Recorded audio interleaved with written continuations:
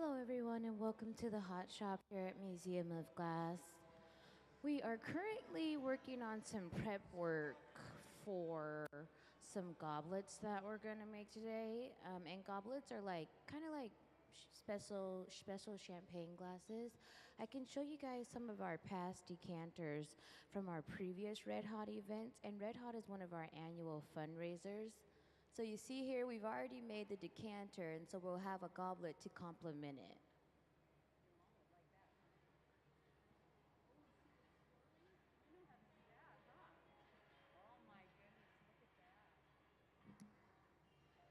So as they do some prep work, if you guys have any questions, just let me know.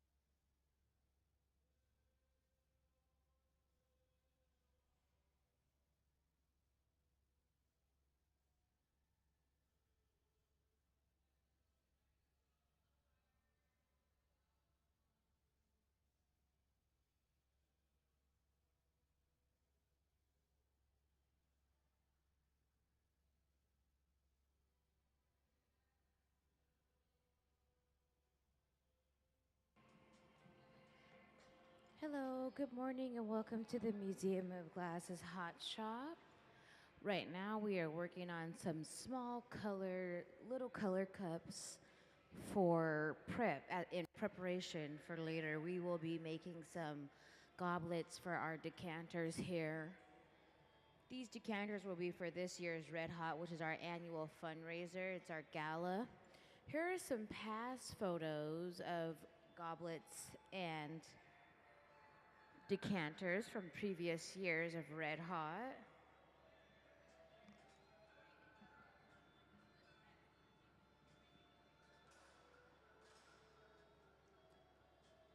So as you see that Gabe is pinching off, he's cleaning up this initial color overlay. But he will eventually have some smaller sections of little cups that he's creating. Welcome to the Hot Shop here at Museum of Glass. I'll go ahead and give you all a basic overview of how the process starts. So everything that we do here begins in the furnace. The furnace is this large ceramic tank here with the door on it. It's powered by natural gas and forced air, and it runs 24/7. And it holds up to 1,000 pounds of molten hot glass, and it's about 2,100 degrees. Dipping into the furnace is like dipping into a jar of honey. So glass contains a certain level of viscosity, which allows it to adhere to itself as you rotate that steel pipe. And hot glass likes to stick to hot steel. From there, we'll go and we will use the furnace throughout the process. Not the furnace, but the glory hole throughout the process. The glory hole is a large ceramic tank, and it's also powered by natural gas and forced air, and it's used to reheat the glass. There is no glass within the within the glory hole the way it is in the furnace. And it's about 2,300 degrees. And so currently what you see Gabe doing is he's made a small bubble at the end of a pipe, which is about the shape of a little balloon. And then he did a color overlay. So glass gets color through multiple different techniques. And so we have color frit, we have color overlay, and we have color powder. I can show you a bit better than I can tell you about color overlay. Can we please see the color overlay video? The color in glass comes from adding various materials to the mixture of raw ingredients called batch. Most of the colorants are compounds containing some kind of metal. For example, adding cobalt to clear glass creates a deep blue. Tin and antimony can be used to create white glass, and gold chloride can produce a rich red or pink colored glass. Colored glass is melted in furnaces, just like clear glass, and then is usually rolled into bars for storage and easy application. In order to apply color bar to a bubble, we first need to preheat the color to approximately 950 or 1,000 degrees Fahrenheit in a color oven or garage. Once warm, the color is then picked up on the end of a punty rod using a little bit of clear glass as a support. The color is then heated in the 2,300 degree glory hole to soften it and make it malleable, while another artist creates a small bubble of clear glass on a blowpipe. Once warm, the color is dropped over the clear bubble, and then using a variety of hand tools or the steel marver, the color is rolled back over the clear in an even layer. This process is called dropping color, or creating a color overlay. Depending on the project, that bubble is then usually gathered over with clear glass and blown into the final form.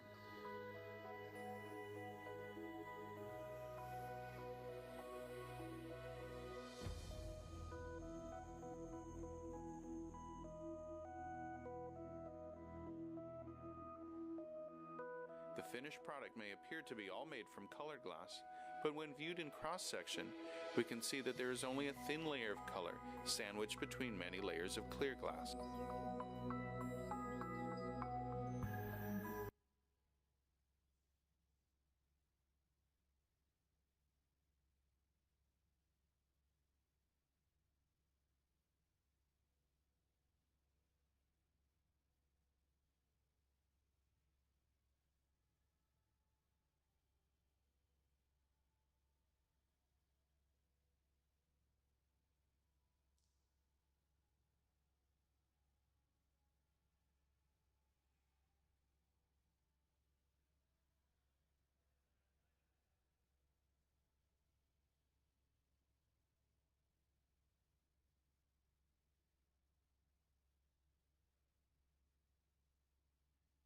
So as Gabe makes these little hollow color cups, Sarah's putting them into this garage, and so it's a place where we park items at. I like to use that analogy because they hold heat. So this garage is from about 900 to 1100 degrees, depending on which side you place things. So there's a cold side and there's a hot side, technically, even though the whole thing's really hot. And so we're gonna park the color cups here, and then we'll add them to our bubbles later to have color over our bubbles.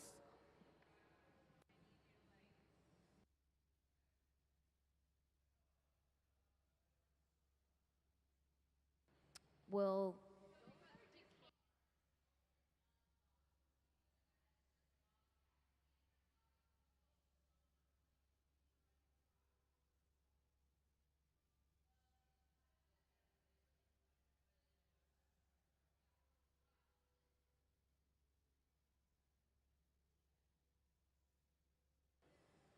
if you guys haven't had the chance to go around and see all the exhibits just yet, I can tell you a little, because the children are here with us today. I always like to tell the youth about Kids Design Glass.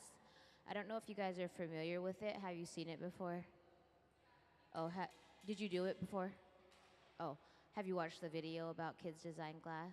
Oh, so I'll tell you a little bit more. Kids Design Glass is a program dedicated to our youth to inspire them to create as fine artists create. And you also, if you submit a paper regarding your design, you can be chose. We have a student designer that's chosen every month, once a month, and then they come and they watch their illustration be brought to life by the Hot Shop team. Could we please learn a little bit more about the Kids Design Glass video? Can we see the Kids Design Glass video?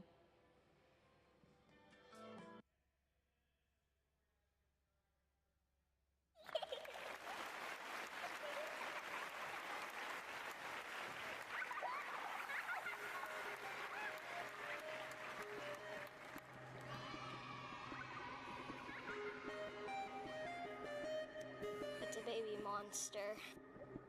Pip is a baby monster that loves to smile and laugh. Even though he's little and cute, he gives a big cry. Also, Pip loves food, especially bananas. He will eat any speck of food in sight.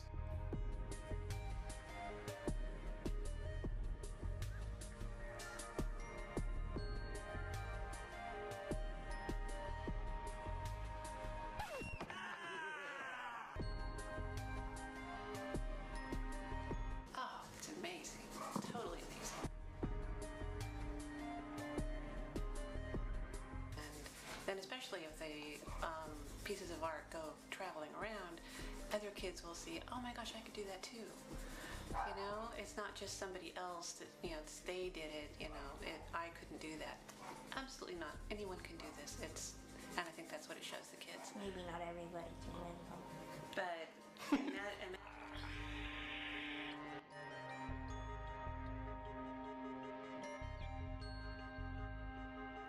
I think it's going to stand up there with one of the coolest things that a museum has ever done. What is it, a cucumber all dressed up for a night on the town? That's pretty ridiculously funny. The funnest part about this project is how fresh the ideas are coming from the kids who they have no idea of glass blowing techniques. They don't care. Nobody saw this coming. We'd make one piece and it was given to the family. And then we realized, well, wait a second, there's something more here. We started to get more drawings, more interesting drawings, and it really kind of snowballed a little bit. Bacon Boy was special.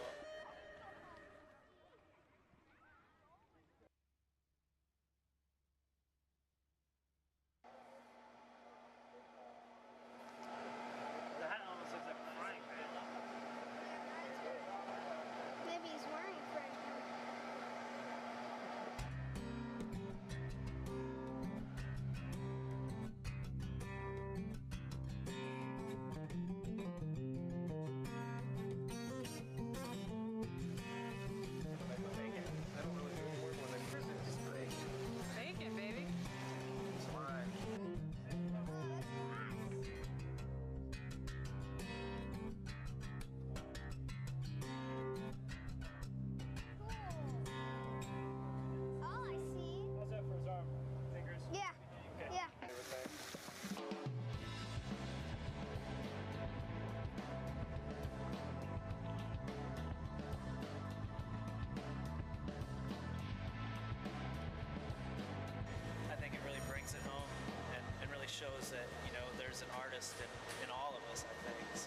it's human nature to be creative. So I think we lose that as we get older sometimes, and it's cool to see this pure creative nature that children possess. So I think it's cool to share that with the rest of the world, hopefully. So.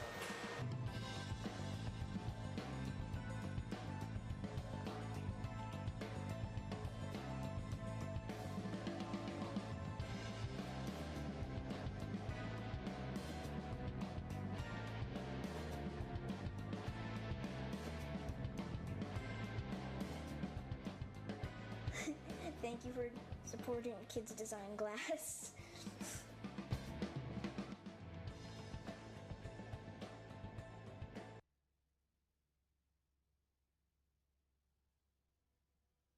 You'll be able to learn more about our Kids Design Glass program online. You can even ask visitor services about it when you walk in at the donut. So I encourage you guys to apply if you're interested in designing something special, and maybe the Hot Shop team will create it for you. And if they don't, keep applying. Just keep applying until they do it.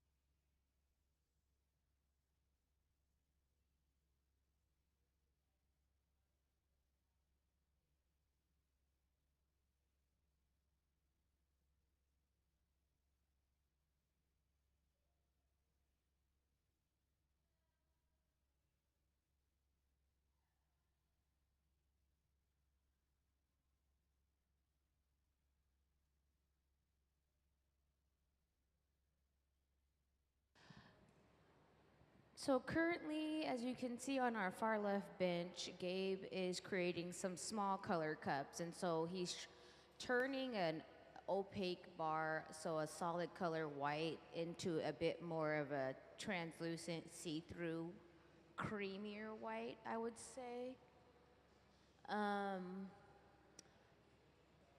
I can tell you guys a bit more about the process. So as we continue to pull glass out of the furnace, there has to be a way for us to add more glass to continue to work. So there's a special process that we do here.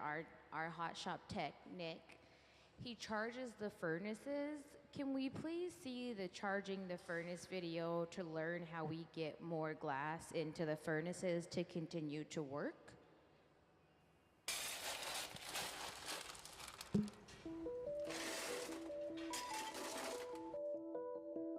Charging the furnace is what we call filling the furnace up with glass. Glass cullet is washed clean and loaded into tubes for filling. Here at the museum, we don't use recycled bottles. Instead, we melt cullet that has been specifically designed to make blown glass art. The primary ingredient in glass is silica sand, or silicon dioxide. The other two main ingredients are soda, or sodium oxide, which lowers the melting temperature, and lime, or calcium oxide, the stabilizer. Once the cullet is loaded into the 2300 degree furnace, a rake is used to level the glass for even melting. The furnaces at the Museum of Glass hold approximately 1,000 pounds of clear molten glass and run continuously 24 hours a day, 7 days a week.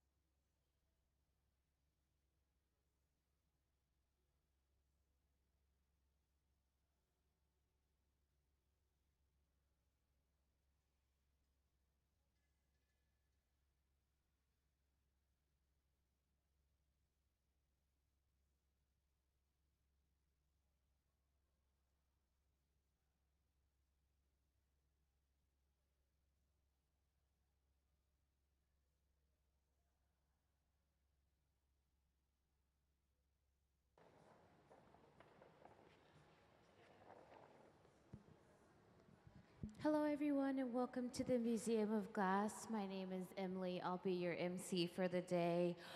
We are currently doing some prep work, and so what that means is Gabe is making little color cups that are transparent for Sarah to park in the garage, because we're going to use these for our next step in our process. What we're doing today is we are making goblets for our Red Hot annual fundraiser. So we have some decanter prototypes here, and then this is a decanter and a goblet from some previous years of Red Hot that we have had. They're beautiful.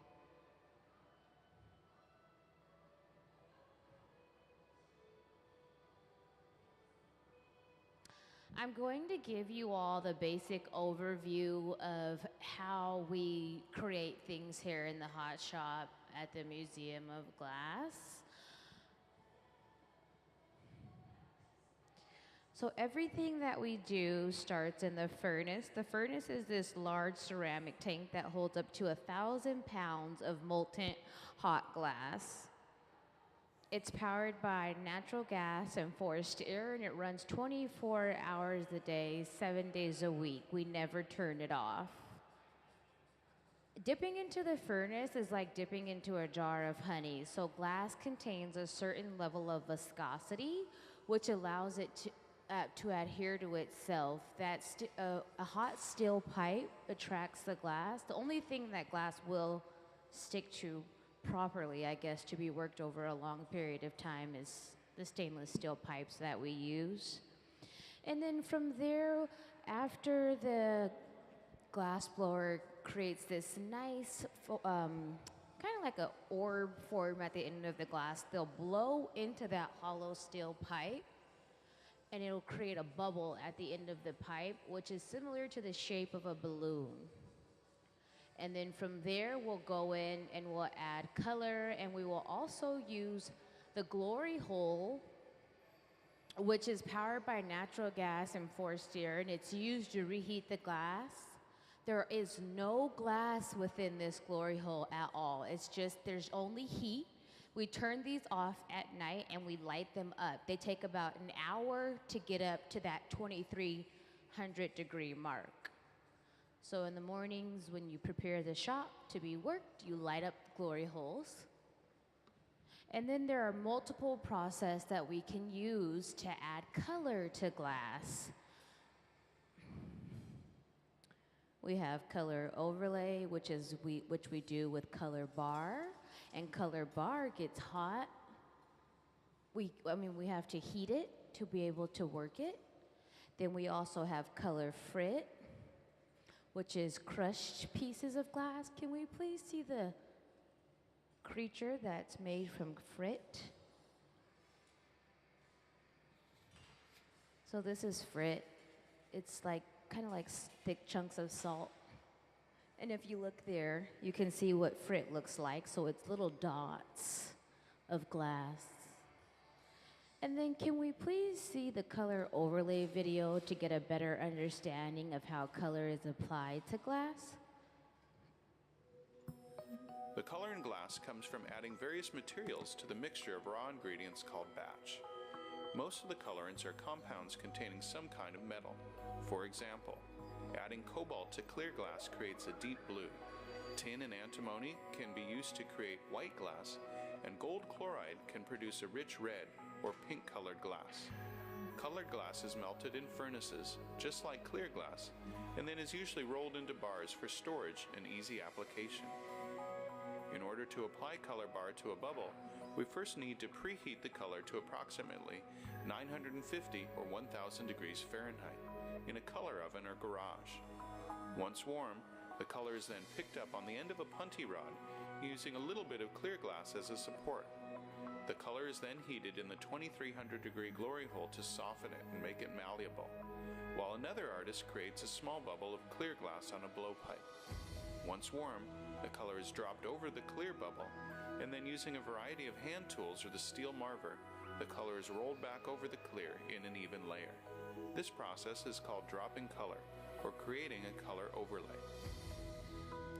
Depending on the project, that bubble is then usually gathered over with clear glass and blown into the final form.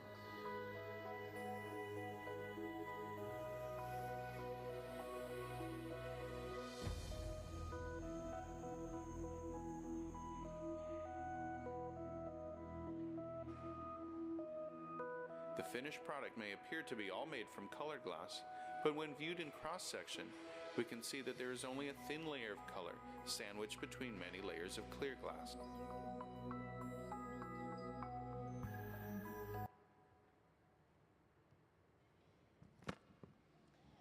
And once again, my name is Emily. If you guys have any questions, feel free to raise your hand and I'll try to answer them to the best of my ability. I think it's almost time to get started making goblets. But sit back, relax, and enjoy yourselves.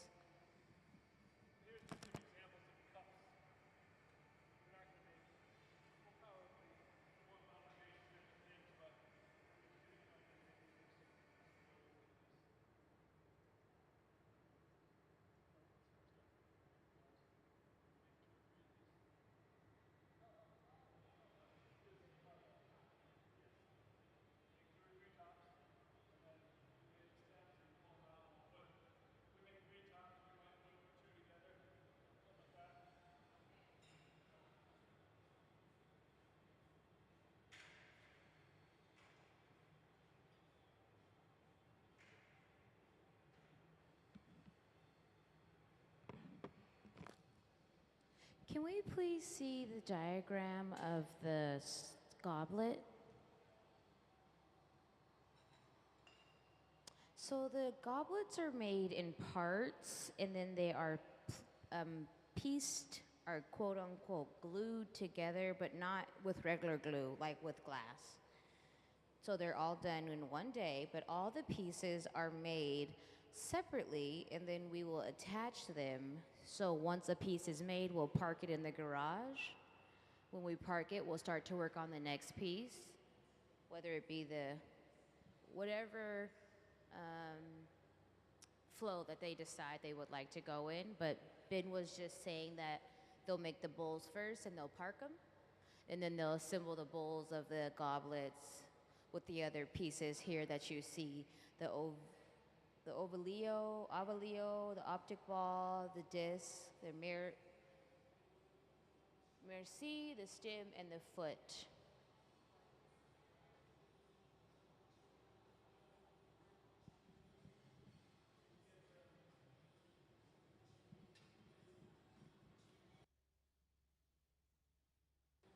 The garage is this big silver oven where items are parked, I like to say, but they're held at a temperature so they can be reworked later. And you can't just like make something and lay it down here on the table and come back and pick it up later because of thermal shock, because those inner layers will be hotter than those outer layers, so the cracking will occur when you bring glass of a different temperature to meet it. Even if it's not visible, it's still happening inside, within the glass. And so what we have here is our garage. It ranges from about 900 to about 1100 degrees. So the lower temperature will be the colder side, and the higher temperature will be the hotter side, even though the entire thing is extremely hot. So that's how we part glass to be able to rework it and reintroduce it to an additional piece later.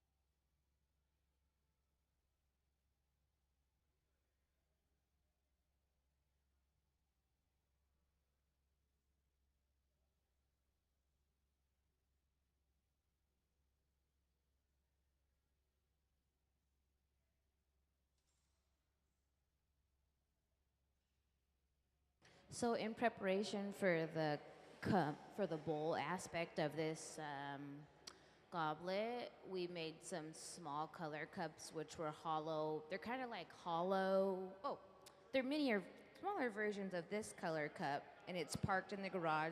So Ben's picked it up. Ben is on the bench here with the black shirt with the Jack's tools in his hand.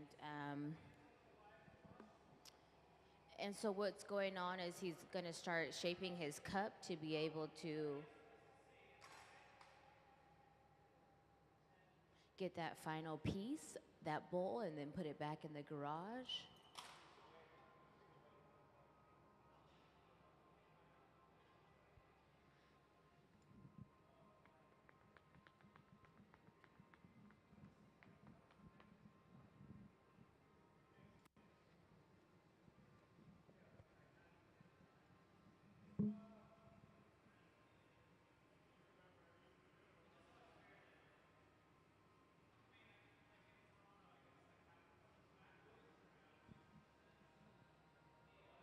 As Ben shapes and, edits the glass in whatever ways he needs there will blow into the bottom of that hollow pipe to expand the glass.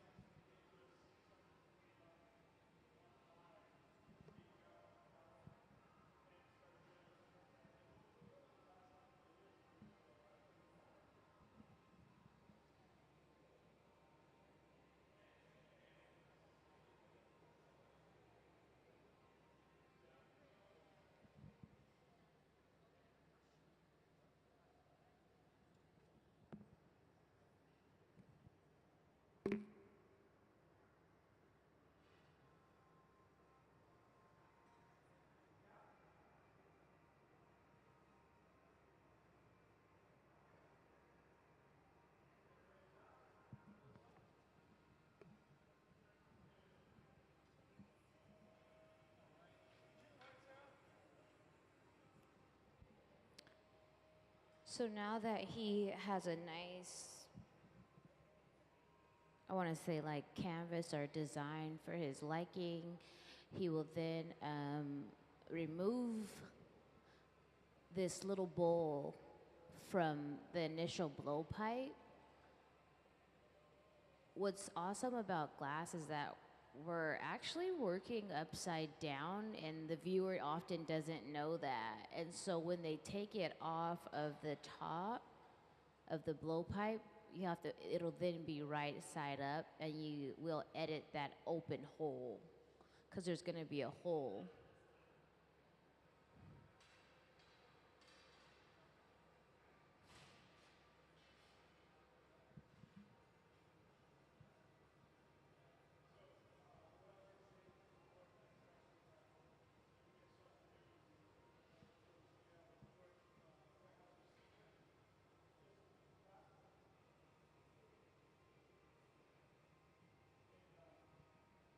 Can we please see the diagram of the goblet one more time?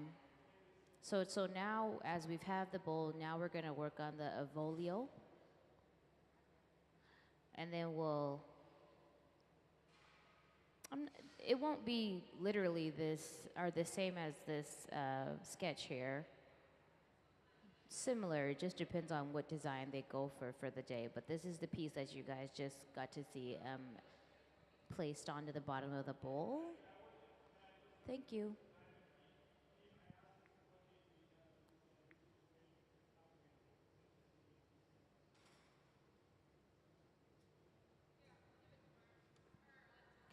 So now Gabe has come in with the transfer rod, which is also known as a puntil or a punty rod, which means like from beginning to end, or to bridge in French. A lot of the words that we use in glass blowing are not English words because, as you know, glass art derived over in France, Venus.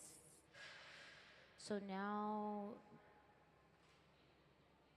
Ben has gone in, and now this bowl actually has a top that we're going to work on, and that hole is going to be expanded and snipped and cleaned up so it has a nice even brim.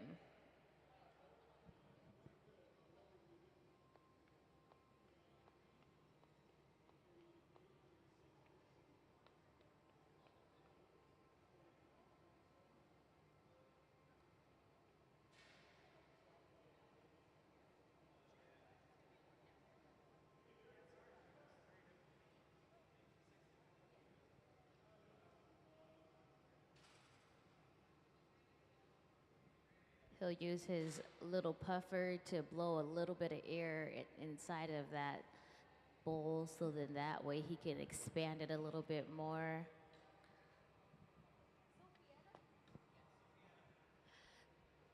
The term for the little puffer is a soffietta, but that's once again another Italian term, French term. I think it's Italian, sorry.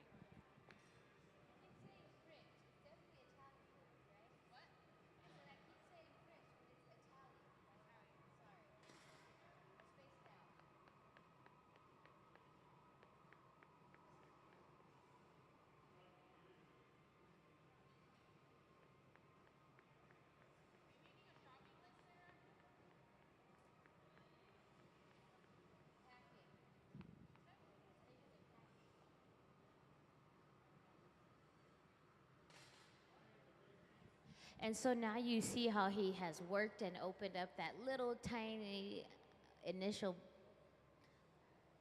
blowpipe hole. So now it's a big bowl with a nice opening. They're going to look something like the clear cups here. Uh-oh. I didn't do it. Rolled off. Wasn't me. That's pretty big. It's a little big. Full can of beer for sure. Yeah, that's what we do. Let's bring that over.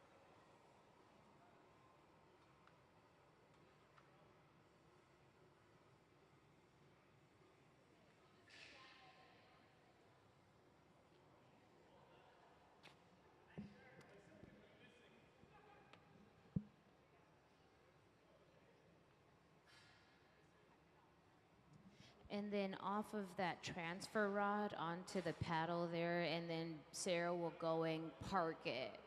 Because like I said before, we're going to add pieces of this goblet gradually.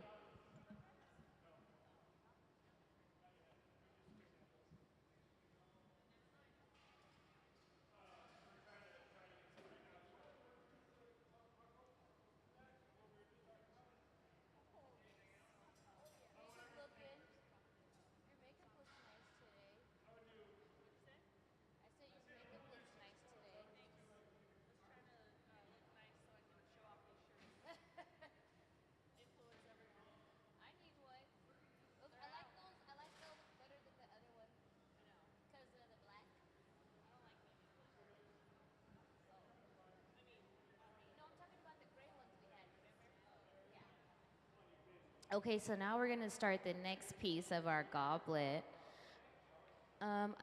While they're taking a moment to start the next piece, I can tell you guys a bit about one of our really phenomenal programs that we have here, and you can view more of the work in the art alley located just left of the Grand Hall.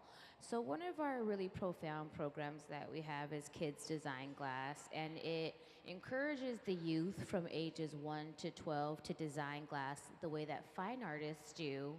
And so what they do is they submit an illustration to the Hot Shop team, and once a month, they'll one youth artist will be chosen, and their illustration will be designed here on the Hot Shop floor with the team. And so can we please see the Kids Design Glass video to learn a bit more about the program?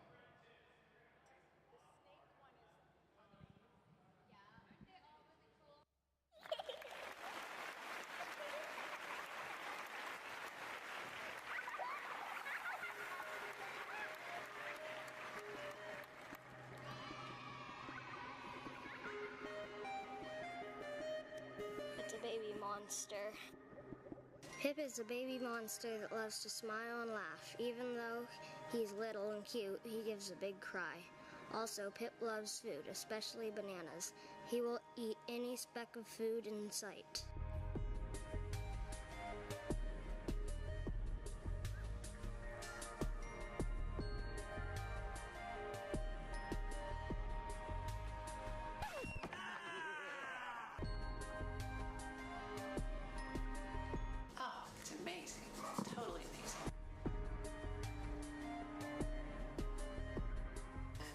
And especially if the pieces of art go traveling around, other kids will see, oh my gosh, I could do that too. You know, it's not just somebody else that, you know, they did it, you know, I couldn't do that. Absolutely not. Anyone can do this. And I think that's what it shows the kids. Maybe not everybody can win, but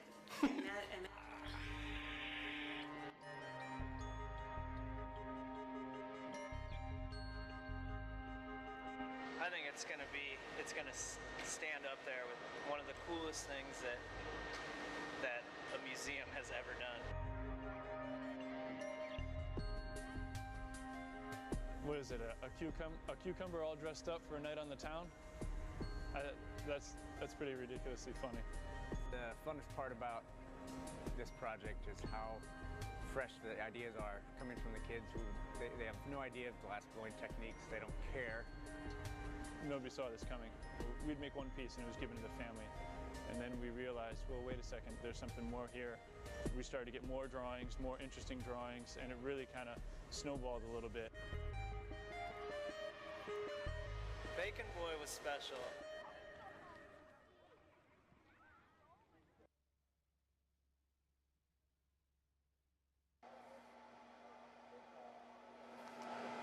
The hat almost looks like a frying pan. Maybe he's wearing a frying pan.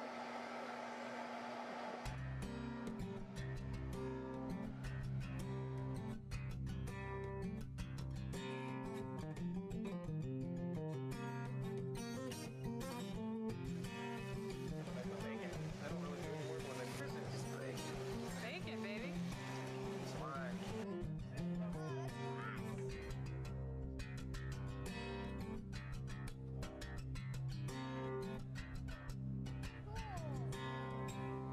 Oh, I see. How's that for his arm?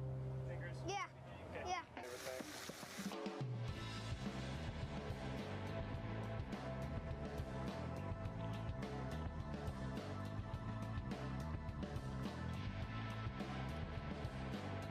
I think it really brings it home and really shows that, you know, there's an artist in all of us, I think. So, and it's human nature to be creative. So I think we lose that as we get older sometimes, and it's cool to see this pure creative nature that children possess. So I think it's cool to share that with the rest of the world, hopefully. So.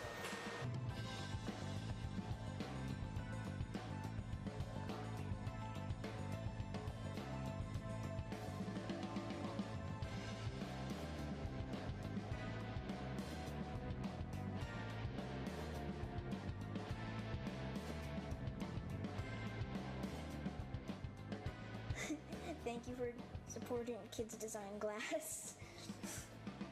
So you can view more of our Kids Design Glass submissions in the art alley. Sometimes there's a couple in the grand hall when you enter, and encourage the youth to design. If you have little ones, little grands or nieces, nephews, it's a really fun program, a really special opportunity. So for those of you who are just joining us, can we please see the goblet diagram?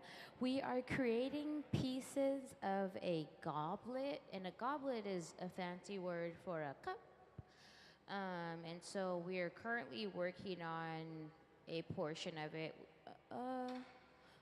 We're making the bowls. We're gonna make a couple bowls, which is the top. After we make a couple bowls with a couple of avolios attached, we will then go and work the next piece. My name is Emily, and if you all have any questions, feel free to raise your hand and ask, and I'll be sure to answer them.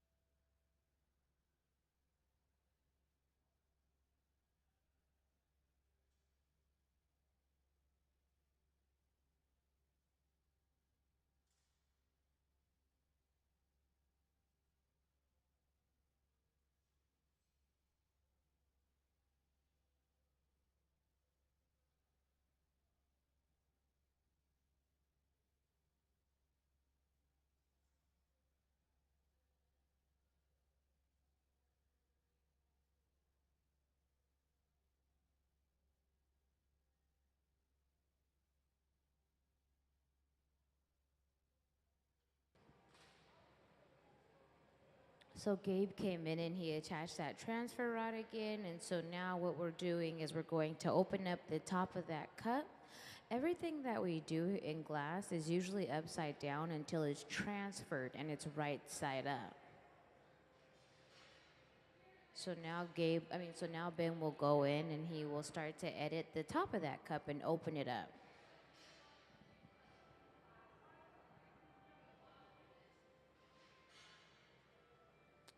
A process that we do here is known as charging the furnace. I think I showed you guys the charging the furnace video. Did I show you guys that video already about how we replenish the glass? No? Did you guys see how when the furnace gets low on glass, how we recharge it? So there's a cool process that's known as charging the furnace, and we take from the furnace so much, which holds up to 1,000 pounds of molten hot glass. And there's a really cool process that we do, and it's known as charging the furnace. So can we please see how glass gets replenished so we can continue to work here in the hot shop?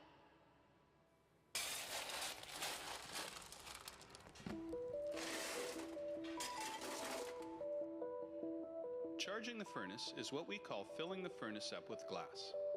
Glass cullet is washed clean and loaded into tubes for filling. Here at the museum, we don't use recycled bottles. Instead, we melt cullet that has been specifically designed to make blown glass art.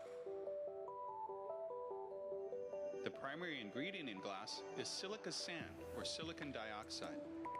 The other two main ingredients are soda, or sodium oxide, which lowers the melting temperature, and lime, or calcium oxide, the stabilizer. Once the cullet is loaded into the 2300-degree furnace, a rake is used to level the glass for even melting. The furnaces at the Museum of Glass hold approximately 1,000 pounds of clear molten glass and run continuously 24 hours a day, 7 days a week.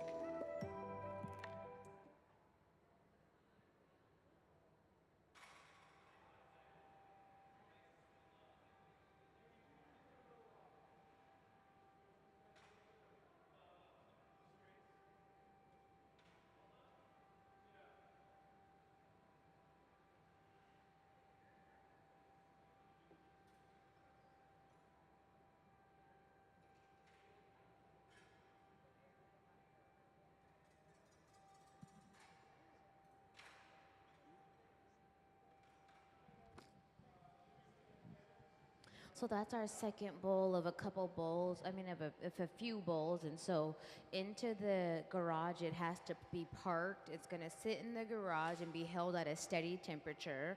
The garage is an oven. And inside of that oven, maybe you can kind of see how the camera's held now. There's a little bit of fire in there. And so Sarah's allowing it to be placed properly where it needs to sit so we can go back in and pick up that piece later to add to an additional part of our goblet that we're creating. The goblets today are being designed for the Red Hot Annual Gala that we have. It's our annual fundraiser, and here are some previous designs.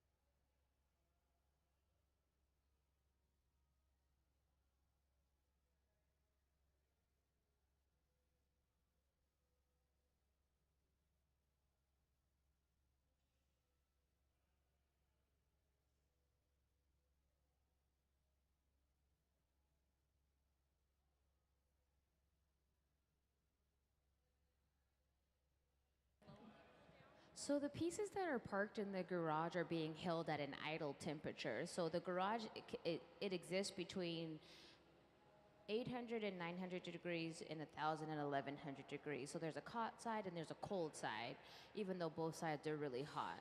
And so what they're doing is they're building pieces of the goblet. Can we please see the goblet diagram again? And so the pieces have to be held. So it's kind of like when you're baking a cake and you're putting a couple pieces inside the oven and then you're going to work the next, like say if it's a layered tiered cake, right? We don't want them to, right. So we don't want them to cool too much because we're still building. And so they're being held at an idle temperature. So it's kind of funny that the name is garage because it's like it's being parked to be held idly. So the car's still on. We can still, use it. Yeah.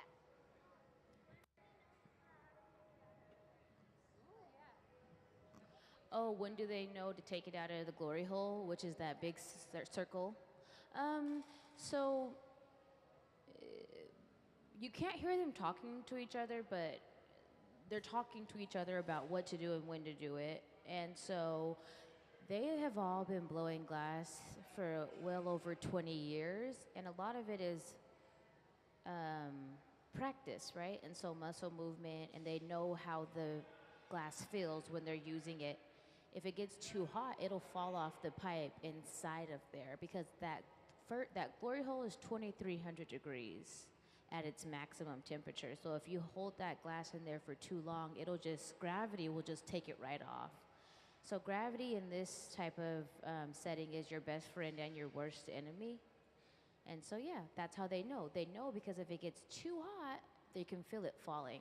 It becomes imbalanced. And so you always see them rotating because what they're doing is they're keeping the balance of the piece and the pipe. It's both.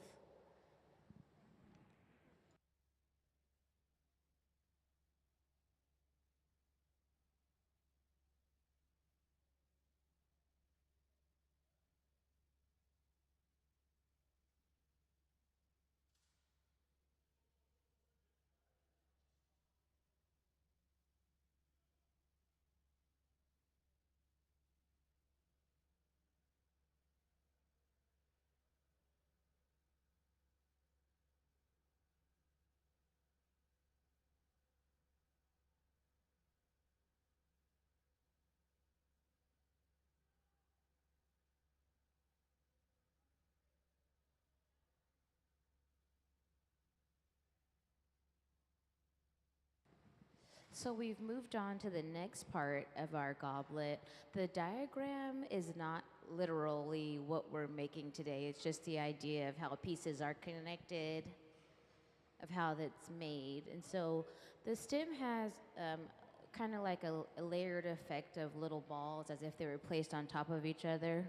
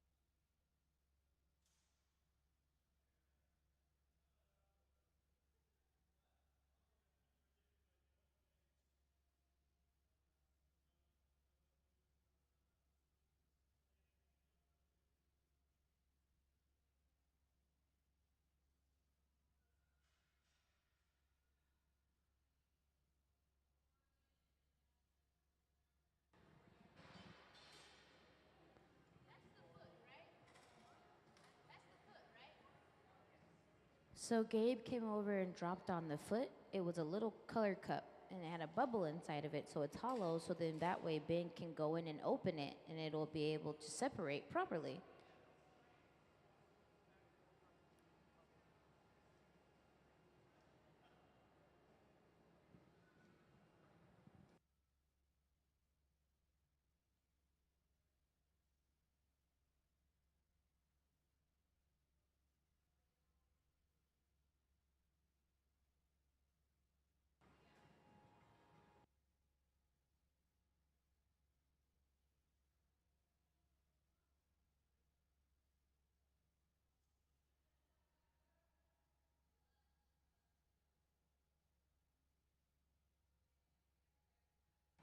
So as he goes in with his jacks, the pinch is super small, and as he opens up his hand, it will then open up that hole, which will then expand that foot.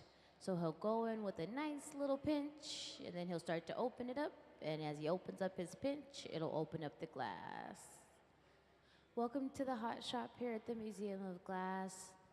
We are currently working on some goblets for our annual Red Hot Gala. Can we please see some of our past goblets? Goblet on the left, decanter on the right of our past works, and then our current decanter prototypes are here on the far right podium with some ideas of what goblets look like also.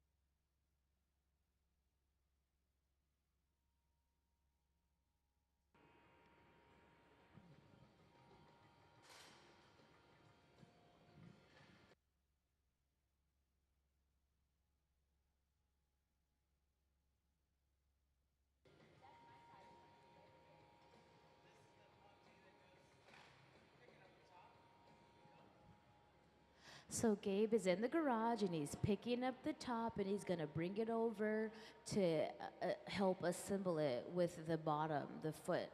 But that'll come in just a moment.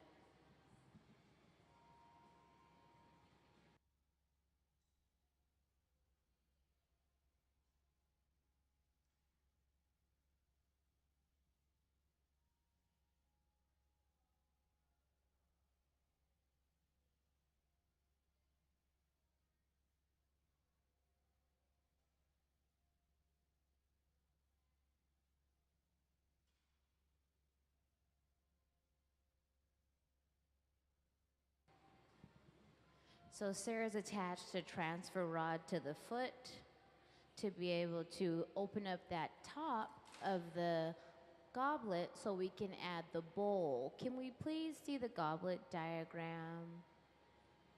We have a stem, we have a foot, we have a bowl, and then we're going to attach them with a glue bit. And the glue bit is not glue, it's glass. It's just referred to as glue.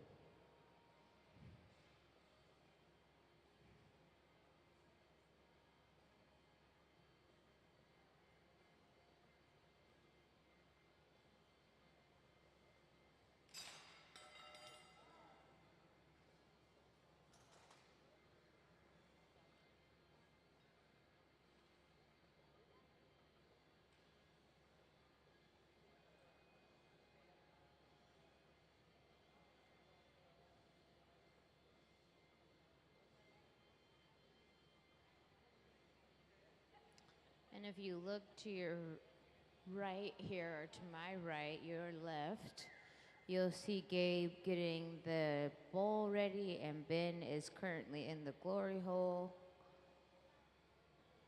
prepping. And here's a little bit more glue, and then on the bowl goes.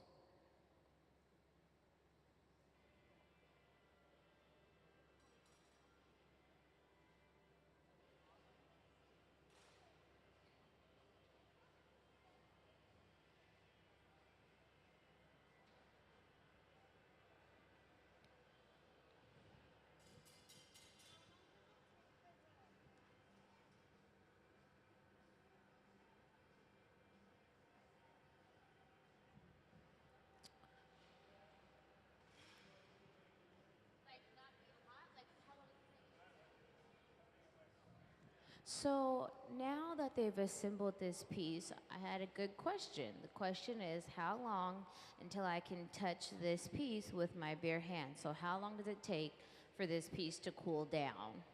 So it's going to go into an oven to finish baking so we can prevent thermal shock in all aspects.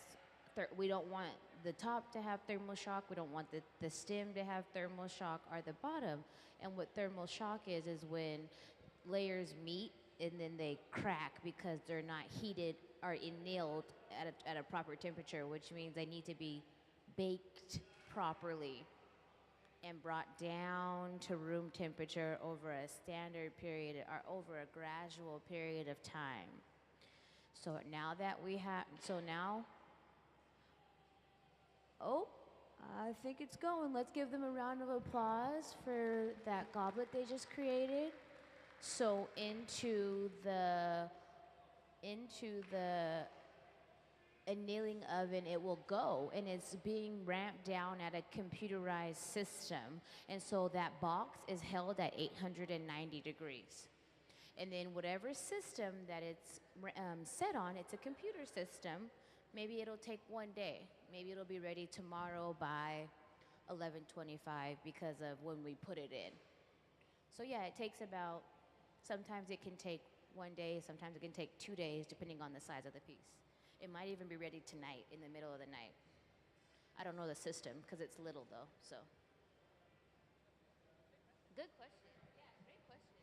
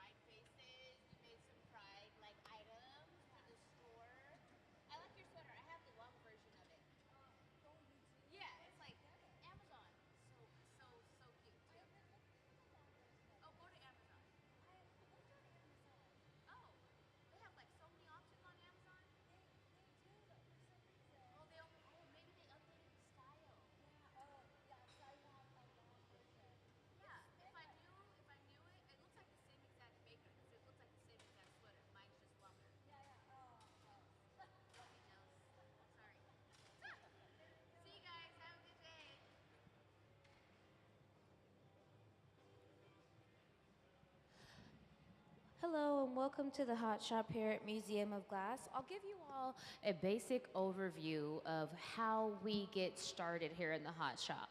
But I'll tell you what we're making, and we are currently working on a goblet, which will be for our Red Hot Gala. Here are some of our previous goblets and decanters.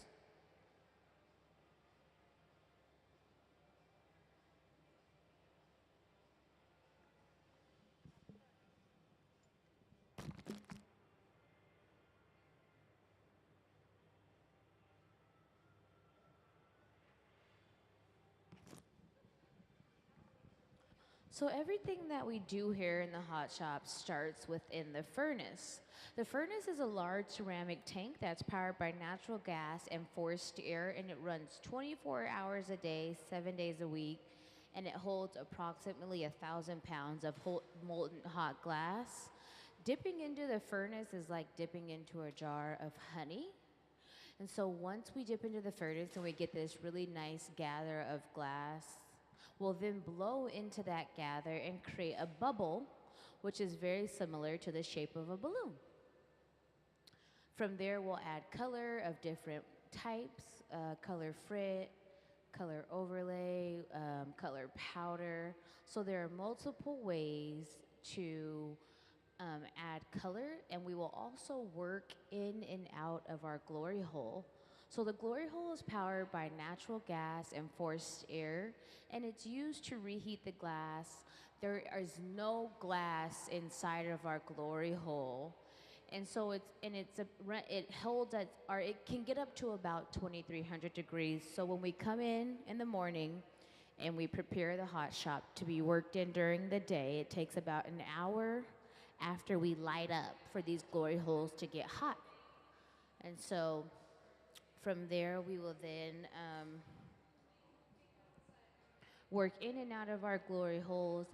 And I can give you an idea of how color is applied to glass. But first, can we see the goblet diagram? So what we're making is we are making today, our style will not be this style exactly. Can we see the diagram previously put up with the cup? Thank you. So we have a punty, a bowl, a glue bit, a stem, and a foot. We're making the bowl right now. We're gonna make a stem similar to the stem here, actually exactly the same. And then we're gonna make the foot. These are all parts that are being created, or already have been created, and they're being held in the garage. The garage is a place where we park items to be reworked in the process as they are to be combined with one another.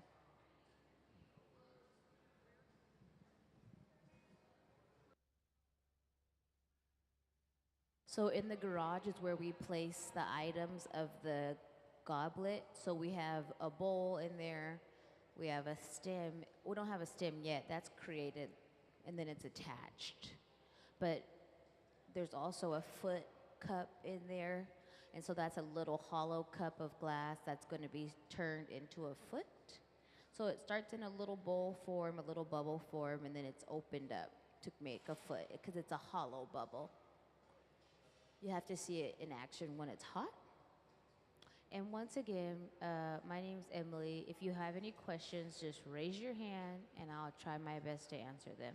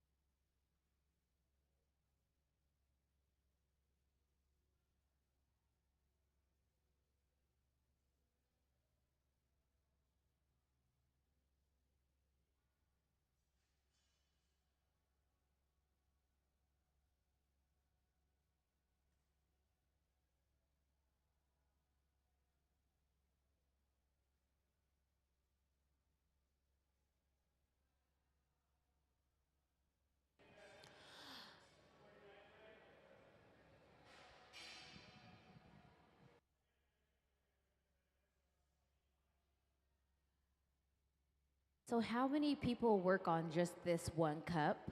These goblets are super duper special. Um, they've always been special within the glass community, so it takes a small team to help because we're assembling it. We're not just making a cup from scratch on the on the pipe. So it takes the people that you see here. So we have our hot shop team with us today. We have Sarah, Gilbert, Ben Cobb, and Gabe Feenan. And it takes these three people. So in the morning, Sarah and Gabe, they made the little color cups. They made little tiny cups like this. And then they parked them in the garage to be used now. And then when Ben got down here, they started making the goblets together. But at minimum, you always kind of want 3 people. You can do it with 2. Some people can blow glass all by themselves. It always depends on what you make.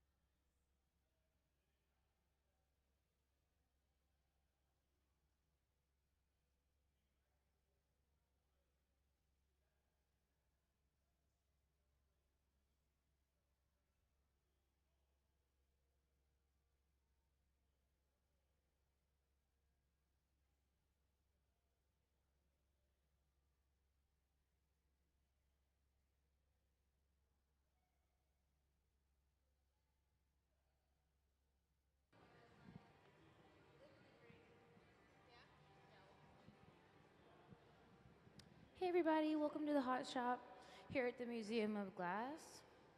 We are working on some goblets today. Can we please see the 3-part goblet that we are assembling today? And so right now what we're doing is we're working on I'm not exactly sure. I think it's a bowl that we're doing, I'll ask. But we're going to assemble 3 parts, which will be the bowl, the stem, and the foot.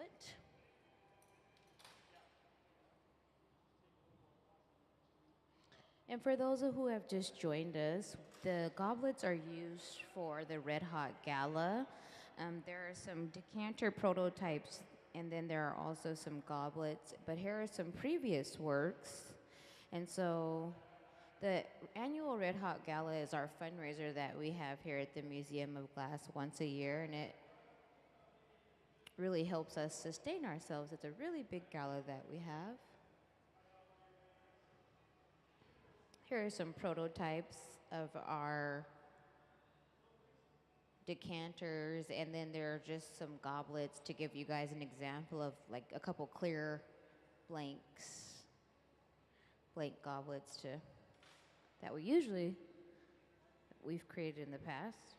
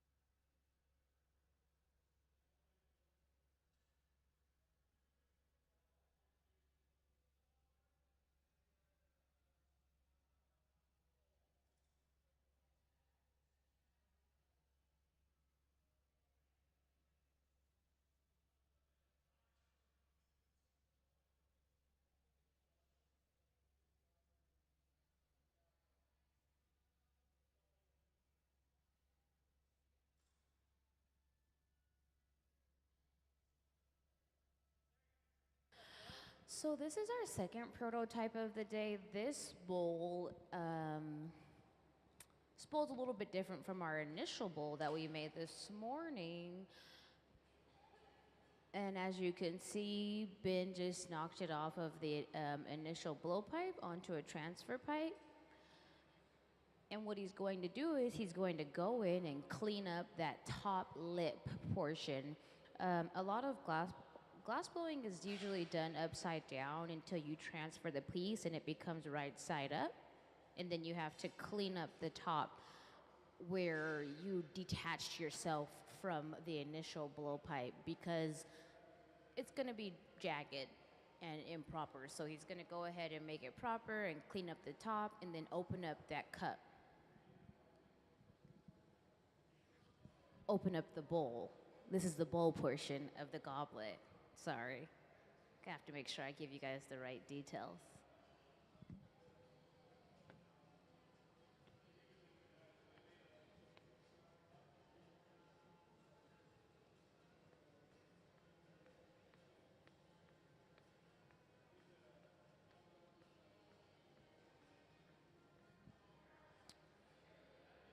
One process that's really exciting that we do here at the museum is known as charging the furnace. Because we continue to take glass out of the furnace, there has to be a way for us to refill it. The furnace holds up to 1,000 pounds of hot glass, and so I will show you guys the charging the furnace video as they continue to edit this cup. Can we please see the charging the furnace video?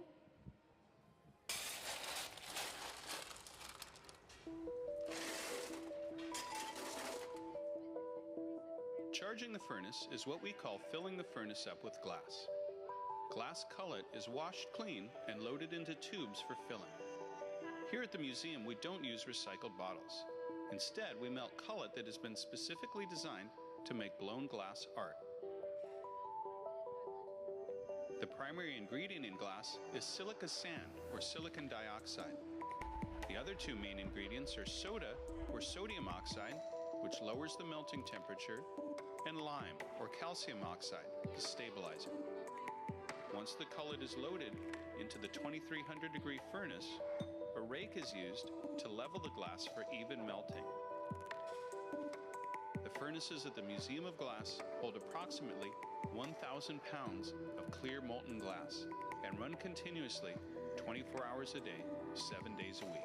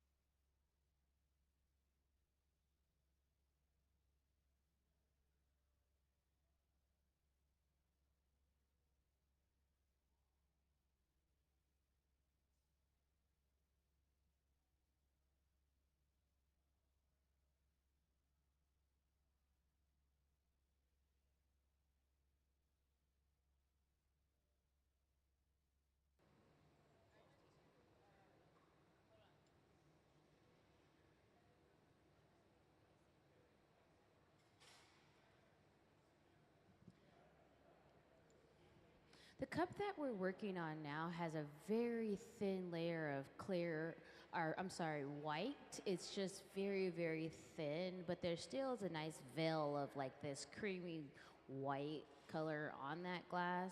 I can show you guys how our glass gets color. Oh, we put a wrap on it. We put a small black wrap on it. I missed that detail.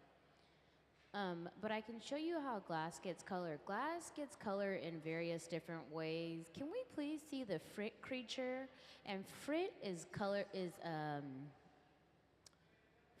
applied to glass by rolling in the glass, and it's crushed glass. And so when the glass looks like the red part or the orange part or the blue part, it's been clear glass that's been rolled up in Frit. And then there's also another process called color powdering, and that's when color is sifted onto glass, and it's very, very fine. Like these items here, these decanters have been sifted with color, so it gives you more of a overlay technique, but it has texture of Frit because they're little pieces. And then there's also color overlay, which is what we did to get the color on the goblets. And so in cross sections, you can see the clear, but visibly at at face value, it looks like it's all one color. So could we please see how color is applied to glass with the color overlay video? The color in glass comes from adding various materials to the mixture of raw ingredients called batch. Most of the colorants are compounds containing some kind of metal. For example, adding cobalt to clear glass creates a deep blue. Tin and antimony can be used to create white glass, and gold chloride can produce a rich red or pink colored glass. Colored glass is melted in furnaces, just like clear glass, and then is usually rolled into bars for storage and easy application. In order to apply color bar to a bubble, we first need to preheat the color to approximately 950 or 1000 degrees Fahrenheit in a color oven or garage. Once warm, the color is then picked up on the end of a punty rod using a little bit of clear glass as a support. The color is then heated in the 2300 degree glory hole to soften it and make it malleable, while another artist creates a small bubble of clear glass on a blowpipe. Once warm, the color is dropped over the clear bubble, and then using a variety of hand tools or the steel marver, the color is rolled back over the clear in an even layer. This process is called dropping color, or creating a color overlay. Depending on the project, that bubble is then usually gathered over with clear glass and blown into the final form.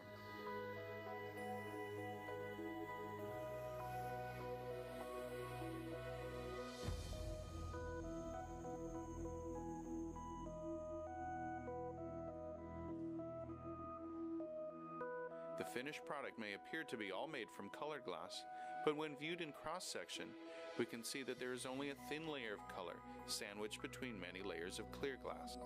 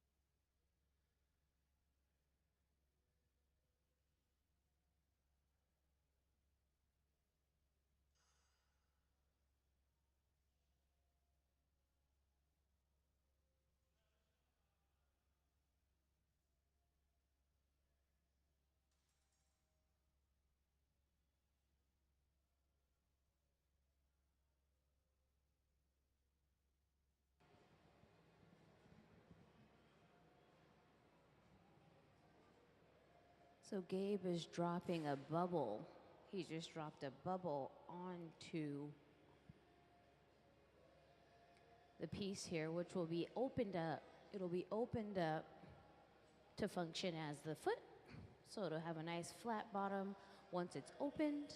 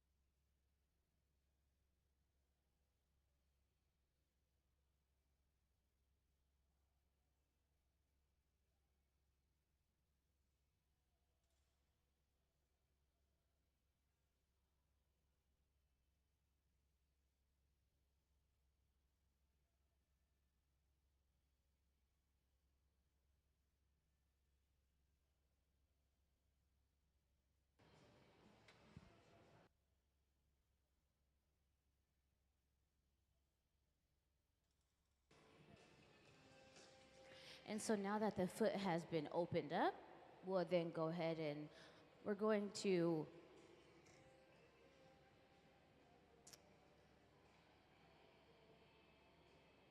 transfer this foot so that the top of the goblet is available for the bowl portion. And we refer to the cup as the bowl portion. Can we please see the three-part goblet diagram to help the audience understand? So the bowl portion is the cup, and then we have the glue bit with the stem and the foot. So we're at the point of where we're gonna add the glue bit, and then we'll come back in and place that cup on top. If you guys have any questions, feel free to ask, raise your hands. I can hear you from down here. I'll try my best.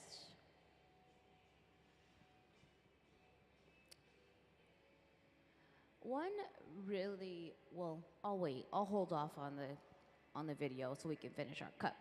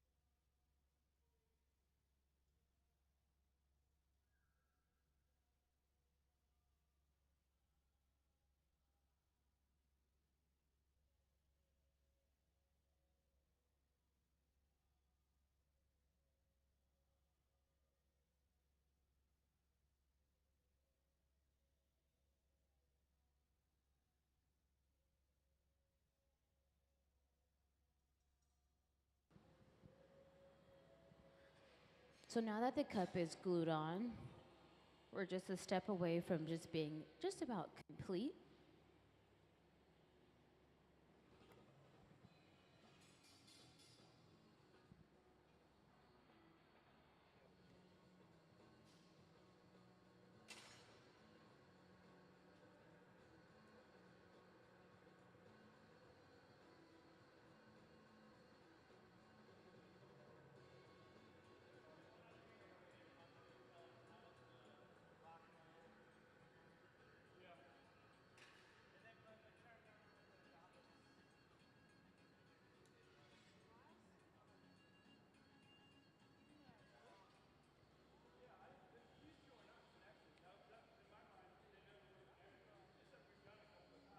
So we'll add a little bit of water to that pipe, to the glass. Gabe will knock it off. Ben will knock it off. Gabe will catch it. Let's give them a round of applause for their goblet they just created. Into the annealing oven it will go, and then it will bake for about a day to prevent thermal shock, and it'll ramp down at an even temperature, and tomorrow it'll be ready to look at. That's when you can touch it.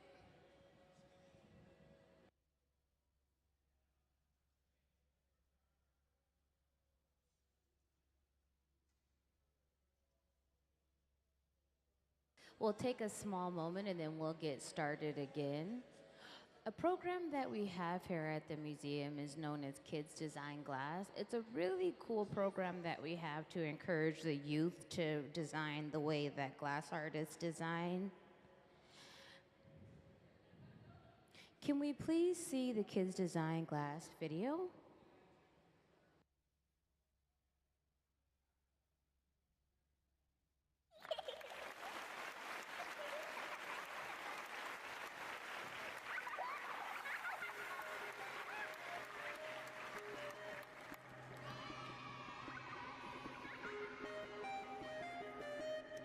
It's a baby monster.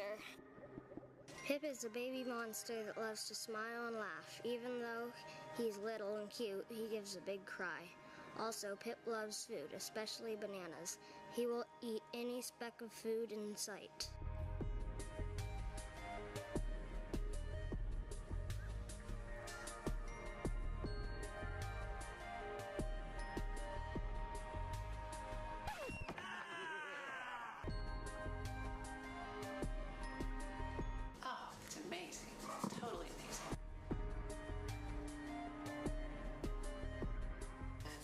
And especially if the pieces of art go traveling around, other kids will see, oh my gosh, I could do that too.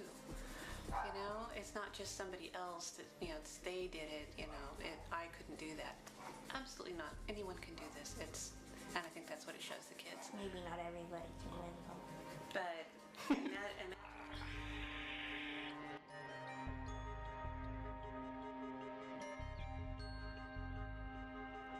I think it's gonna stand up there with one of the coolest things that a museum has ever done. What is it, a cucumber all dressed up for a night on the town? That's pretty ridiculously funny. The funnest part about this project is how fresh the ideas are coming from the kids who they have no idea of glass blowing techniques. They don't care. Nobody saw this coming. We'd make one piece and it was given to the family. And then we realized, well, wait a second, there's something more here. We started to get more drawings, more interesting drawings, and it really kind of snowballed a little bit. Bacon Boy was special.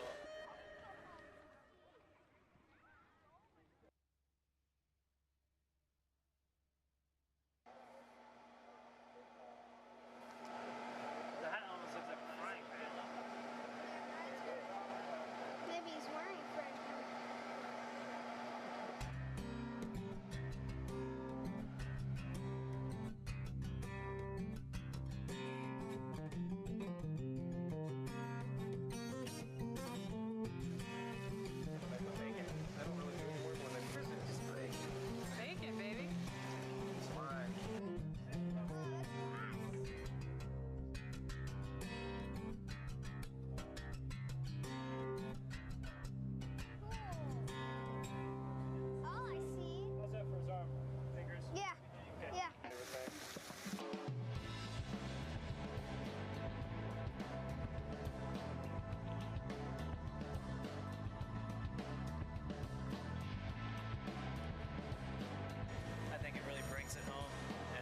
shows that, you know, there's an artist in all of us, I think. So, and it's human nature to be creative.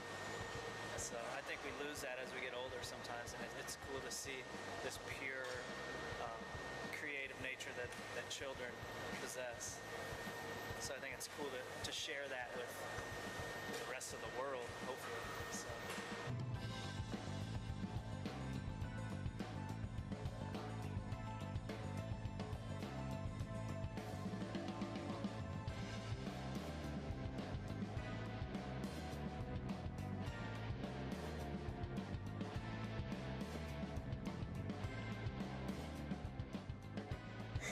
Thank you for supporting Kids Design Glass.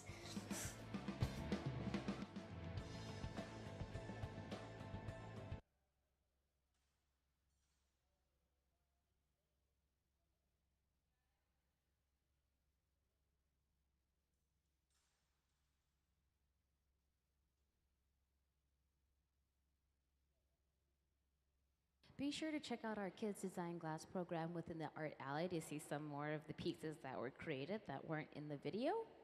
And if you're just joining us, we are creating goblets to complement our decanters, which are the items here, for our Red Hot Gala, which is a gala that we have once a year here at the Museum of Glass. And here are some of the previous decanters and goblets.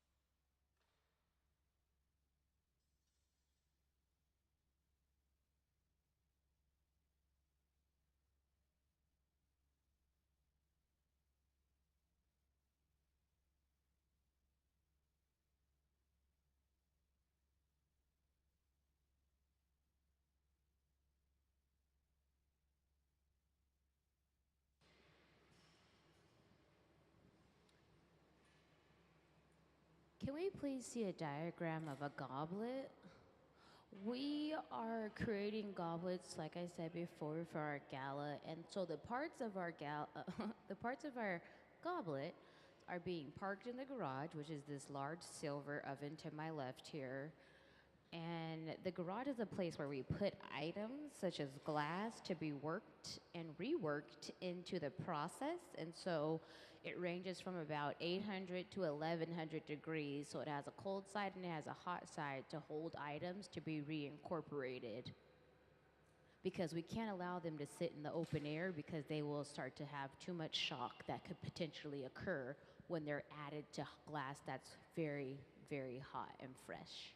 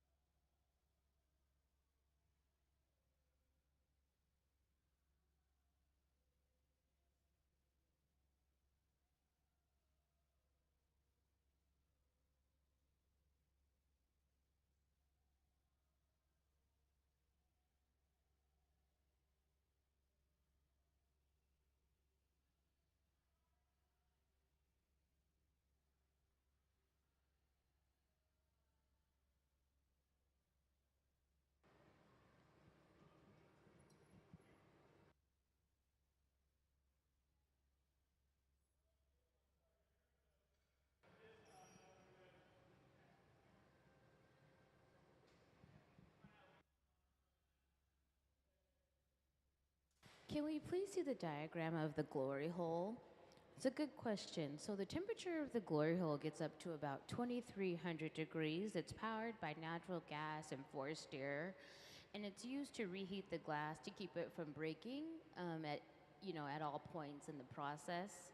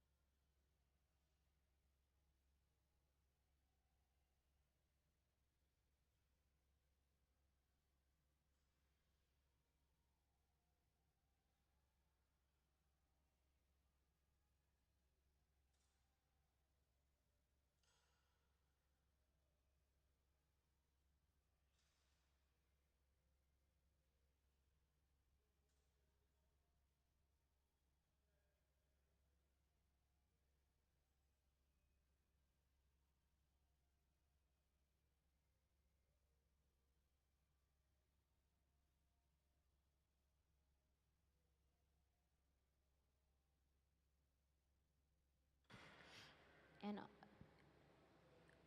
a bubble was placed onto that stem, and that bubble is going to be the foot portion of the goblet. So what Ben's going to do is he's going to get that hollow bit that was placed on. He's going to get it nice and warm, and he's going to go back in and clean it up, open it up, and then flatten it out to function as a foot on the goblet. For those of you who are just joining us, here are some images of the past decanters and goblets that we've used for the Red Hot. We've created for Red Hot, which is our annual gala here at the Museum of Glass.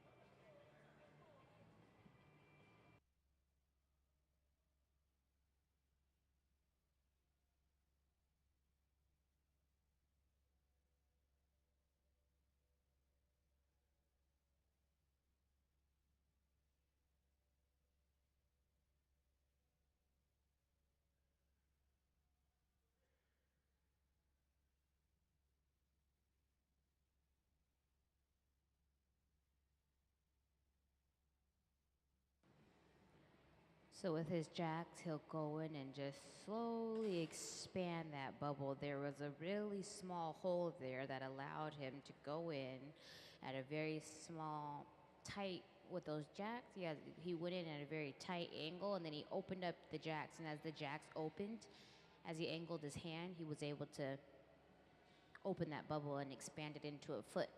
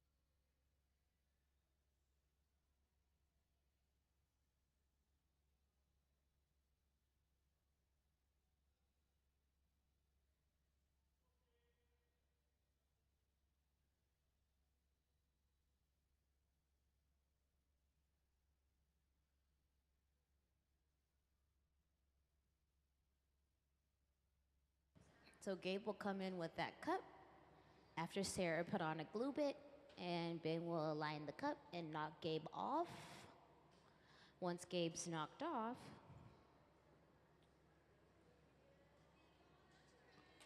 then Ben will finish up the cup, and that is how a goblet is assembled in multiple parts.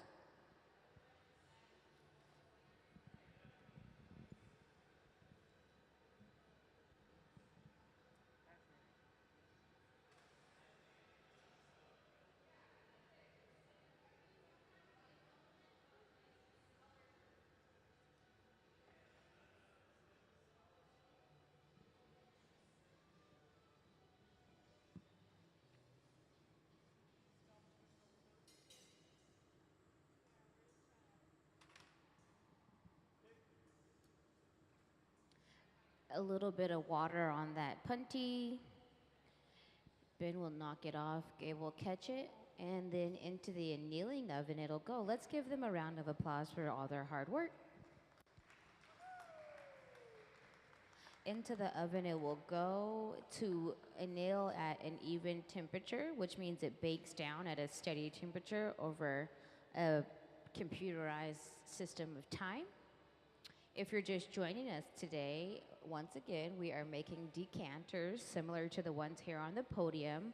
Well, not similar, but the ones here on the podium are the prototypes for our decanter this year at the at the annual Red Hot Gala, and the goblets are examples of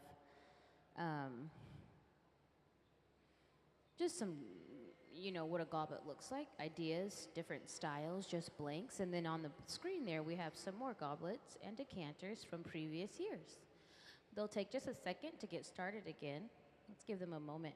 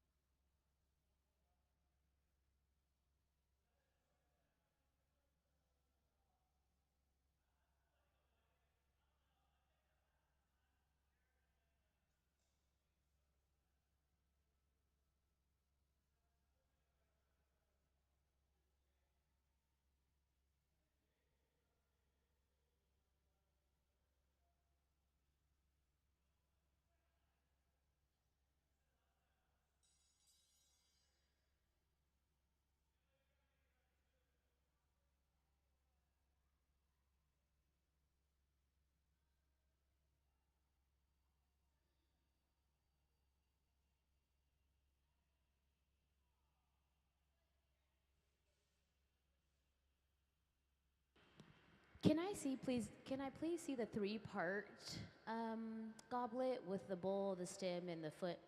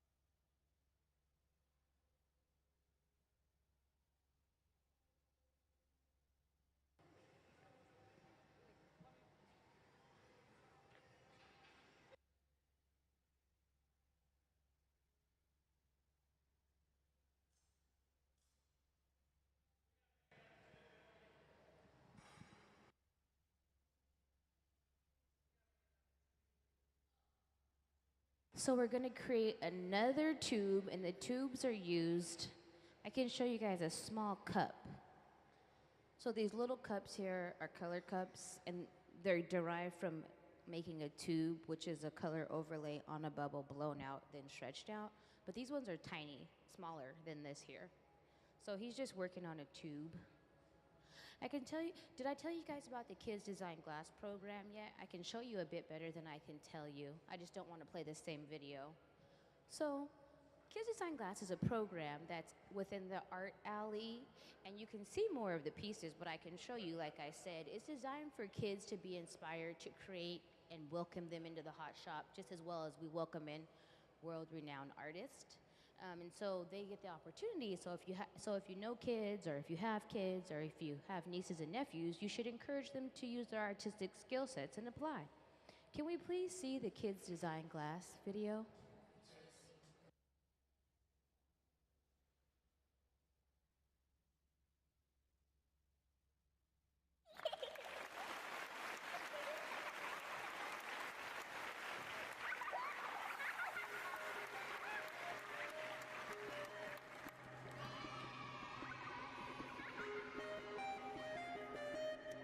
It's a baby monster. Pip is a baby monster that loves to smile and laugh. Even though he's little and cute, he gives a big cry. Also, Pip loves food, especially bananas. He will eat any speck of food in sight.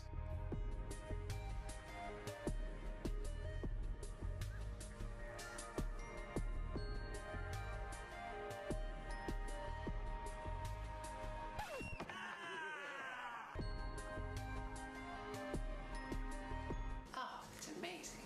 Totally amazing. And then especially if the pieces of art go traveling around, other kids will see, oh my gosh, I could do that too. You know, it's not just somebody else that, they did it, I couldn't do that. Absolutely not. Anyone can do this. And I think that's what it shows the kids. Maybe not everybody can win them. But, and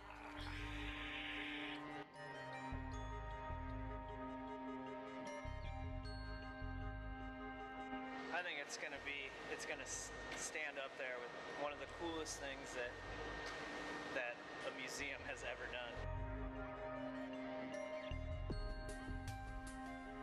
What is it, a cucumber all dressed up for a night on the town? That's pretty ridiculously funny.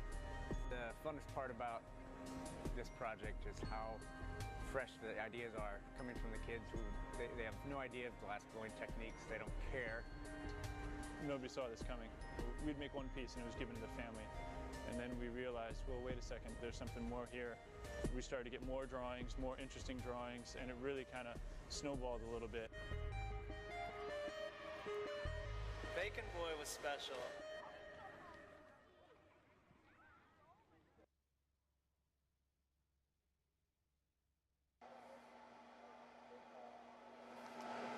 The hat almost looks like a frying pan. Maybe he's wearing a frying pan.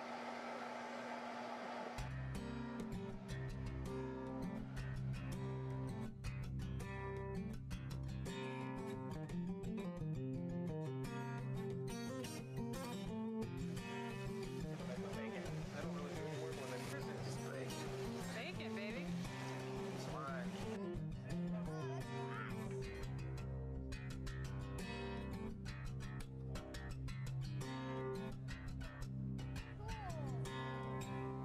All I see. How's that for his arm? Fingers? Yeah. Okay. Yeah.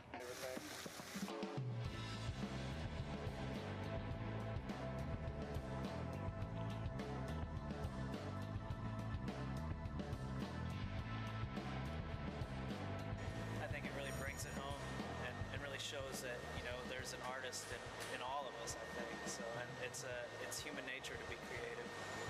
So I think we lose that as we get older sometimes, and it's cool to see this pure creative nature that children possess. So I think it's cool to share that with the rest of the world, hopefully. So.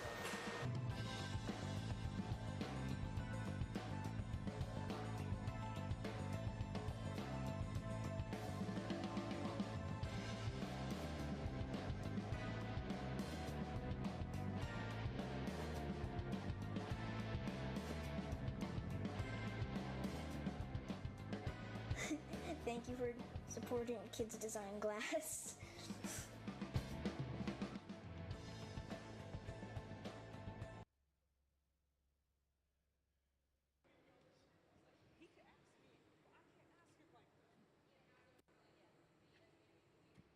So feel free to learn more about our Kids Design Glass program online or within the Grand Hall. You can sign up. For those of you who are just joining us, you're welcome to sit back and relax. We are currently just working on a hollow color drop for color cups. We're making tiny colored cups to overlay on our goblets.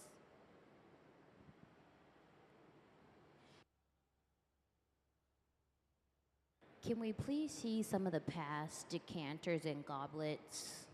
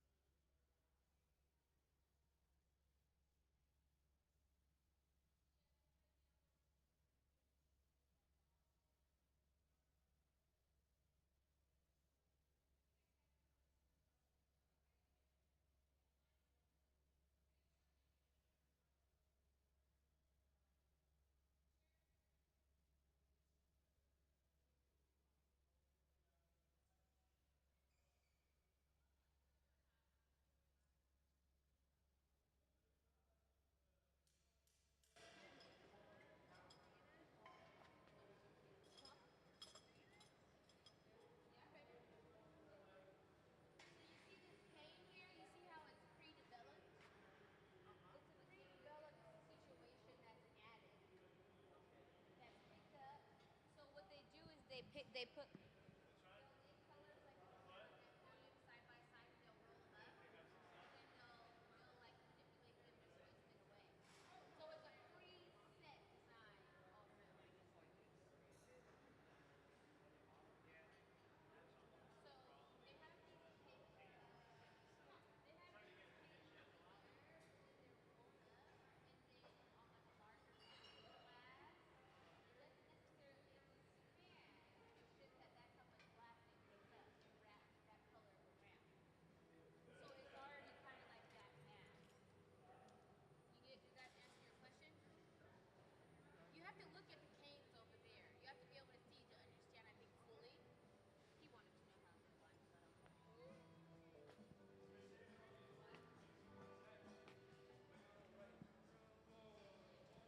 we are working on some goblets right now for our Red Hot Gala.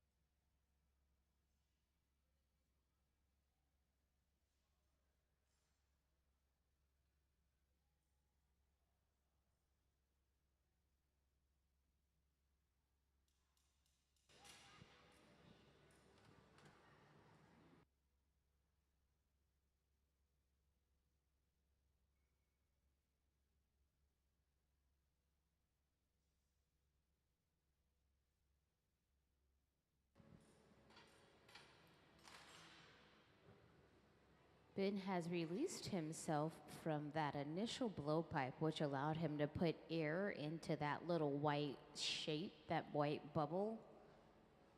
And he put himself onto a transfer pipe so he can continue to build. Can we please see the diagram of the previous goblet? Or no, the diagram of a goblet, not the previous goblets. Sorry about that.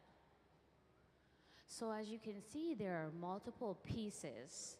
All of the pieces that are created are typically, or some of the pieces are parked in the garage, which is super duper hot. It ranges from about 800 to about 1100 degrees, and it holds items to be able to be incorporated into the process. As they make the goblets, they add different pieces together.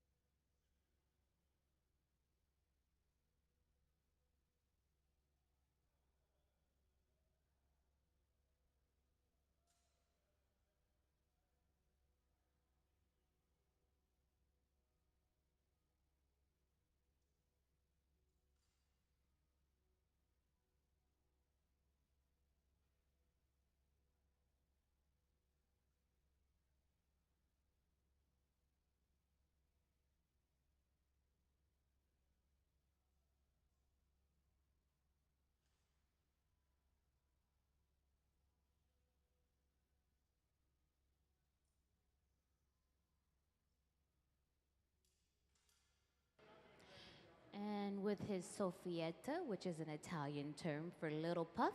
He'll put a little puff of air into the mouth of that cup because he can no longer add air into the bottom of the blowpipe. And so as he edits it, makes his edits and reheats, sometimes he needs to get a little bit more volume, so he'll use his little puff to add some air, which is his soffietta.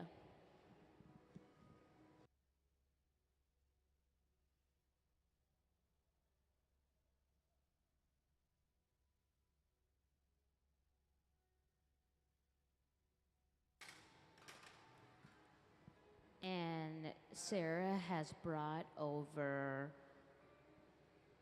like a paddle with a stick on it to be able to move the cup into the garage so the cup can be parked. So when the cup parks itself, it'll hold at an idle temperature to keep it nice and warm in the oven to be added to another piece of the goblet later. Into the garage it goes. And then we'll start the other piece, whether that be, so the stem. We need to work on some stems and some feet, or a foot.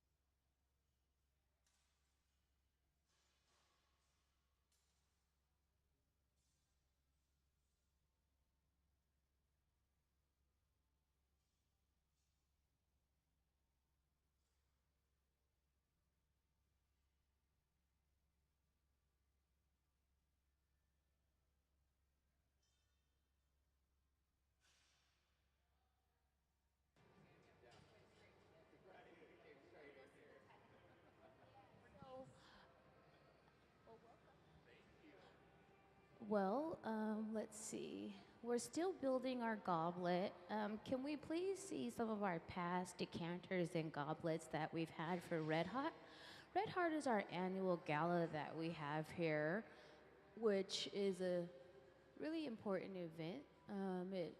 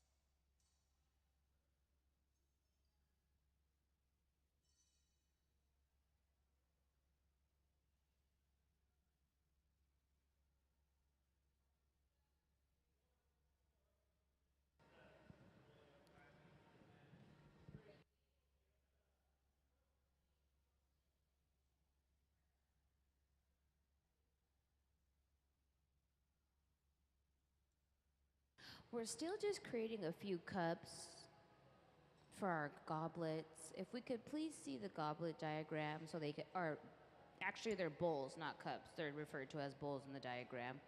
Can we please see the goblet diagram to give our audience a better understanding of what we're looking at? And so the bowl portion of the goblet, as you can see here at the top, we're creating now. And then we'll create different pieces. We're not going to create this goblet specifically. Can we please see the three-part goblet also? So eventually, after all the items that are parked are incorporated into our design, the items are held in the garage to be reworked at a different temperature. We're going to add them together later. Right now, we're just making our bowl portions of our goblets.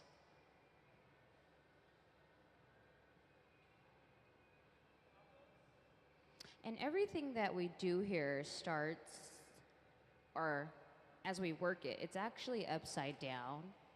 When we transfer it from the initial blowpipe, that's then when it will turn right side up. So you'll see when he detaches himself from this blowpipe, there will be a small hole at the other side when it's taken off of the blowpipe, and that is the top. That's where we clean up the lip. That's where we open it up, because what you can see will be the bottom portion that you see now. That's the bottom portion of the bowl portion of the goblet. So here goes the punty rod. Punty is an Italian word meaning to bridge or to meet the beginning and the end. It's a transfer rod though. In English, we call it a transfer rod. In Italian, we call it a punty. And so a lot of the words that we use here are Italian words, and so we're in a way speaking the language of glass blowing. But if you don't know, I could say punty rod, and it's like, well, what does that mean? It's like, well, it's just a small bit of glass on the end of a stainless steel rod. And so now we have the opening, which is actually the top of our cup. And so there's a small hole there, and you'll see Ben going with his jacks, and he'll start to slowly, gradually shape and manipulate this bowl to his liking. And then he'll park it in the garage to be added to the goblet of their design choice. We're working on the tops, which are the bowls, and then we'll go in with the bottoms. We've created 2 prototypes so far today. And the decanters are, the prototype is solidified. It'll be the ones here on the podium that's all lit up. So those will be the decanters that we'll use for our Red Hot. Red Hot is our annual gala that actually brings in about 50% of our operating funds, and so it's a really, really awesome gala, a wild night here at the museum. So if you're interested, you're more than welcome to go online and read about it. It's more so towards the September months. August, September, I think it'll be marketed publicly. But we have to get ready now because they're in high demand once the time comes for the gala. So we'll go and put a lip wrap on this piece here. So a lip wrap is a nice hot piece of glass, and it's laid on super duper seamlessly in a quick rotation. The glass looks orange because of thermal energy. It's not orange, and it's not black. I don't know what color that was, but the color soaks up heat. Now everything always looks orange. Well, most of the time. Can we please see a diagram of the glory hole? The glory hole gets up to about 2,300 degrees, and it's powered by natural gas and forced air. And there's no glass inside of the glory hole, which you probably already know, but sometimes people, don't know.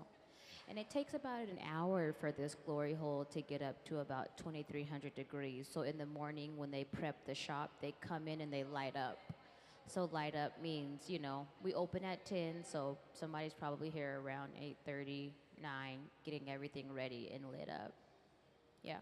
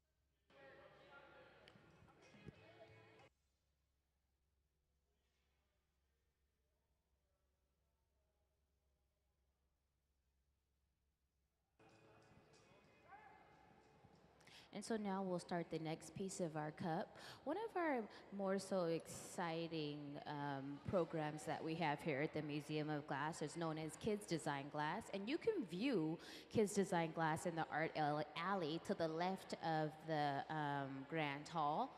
I can show you better than I can tell you about the program, but I encourage you to inspire the youth to come or to submit their illustrations to design how glass art is designed from around the world.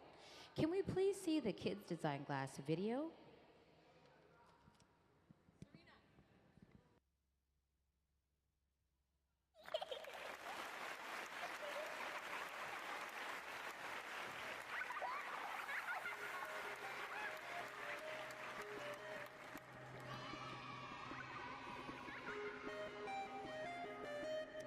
It's a baby monster. Pip is a baby monster that loves to smile and laugh. Even though he's little and cute, he gives a big cry. Also, Pip loves food, especially bananas. He will eat any speck of food in sight.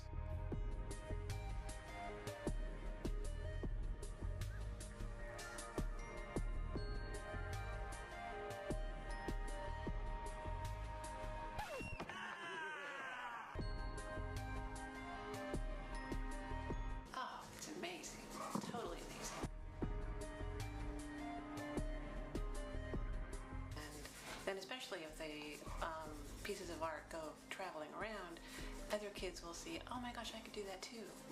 You know, it's not just somebody else that, they did it, I couldn't do that. Absolutely not. Anyone can do this. And I think that's what it shows the kids. Maybe not everybody can win them. But,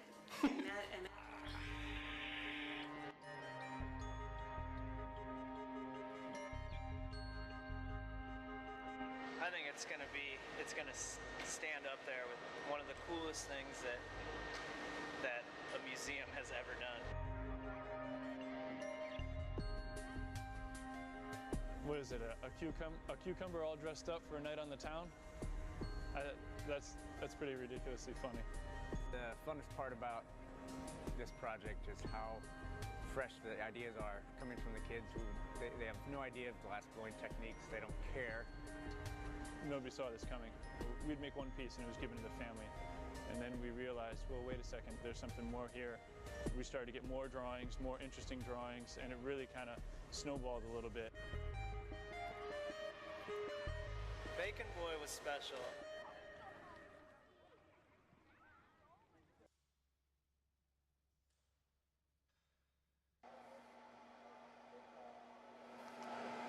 The hat almost looks like a frying pan. Maybe he's wearing a frying pan.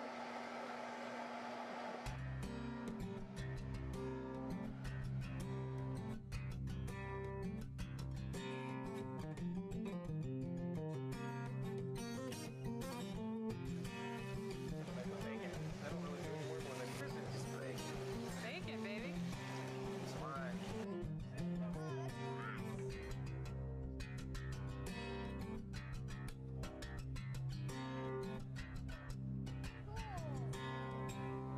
Oh, I see. How's that for his arm? Fingers? Yeah. Yeah.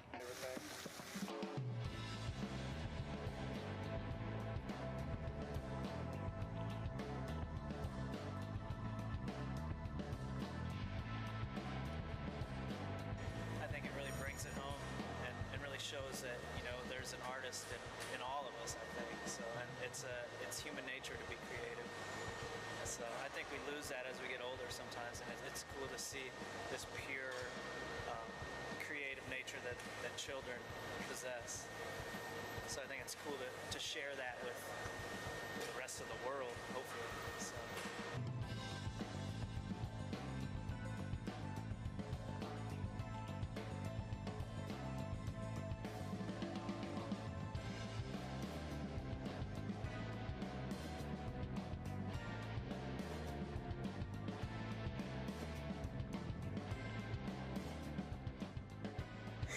Thank you for supporting Kids Design Glass.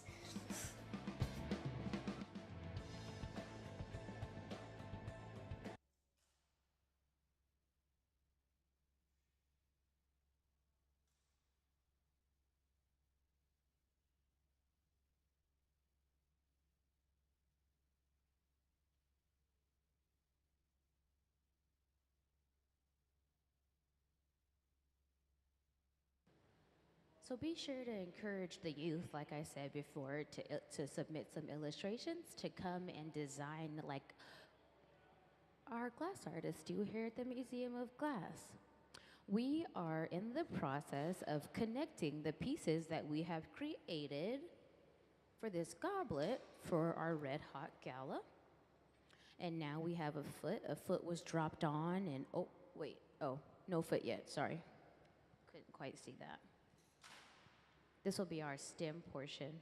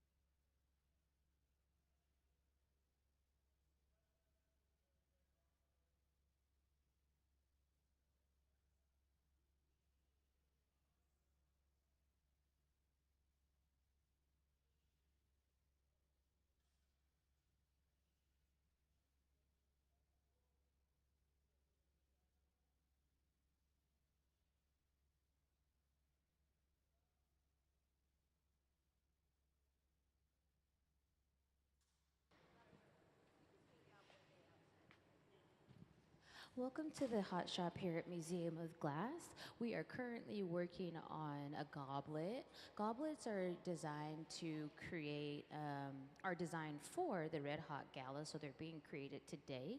There's a couple of clear goblets next to the decanters on the podium there. The podium has three of the decanter prototypes that are going to be used and goblets surrounding it, which are just simple ideas.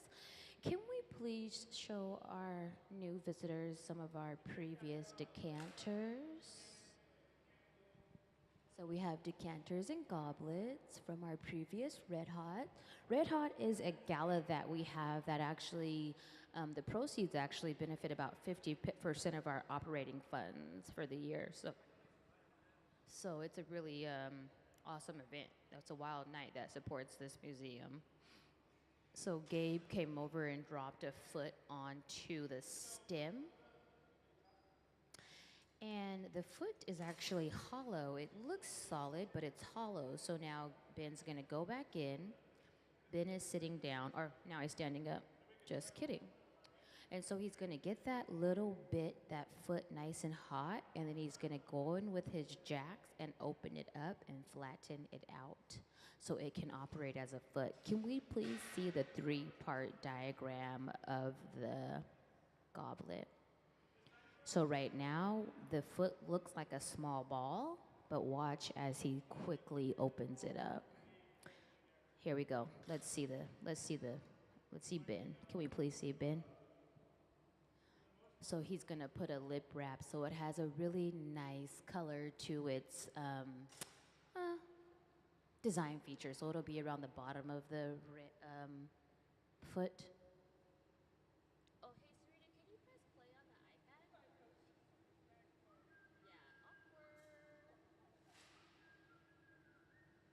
Have you guys been here before? Oh, cool. Well, welcome back. Thanks for coming.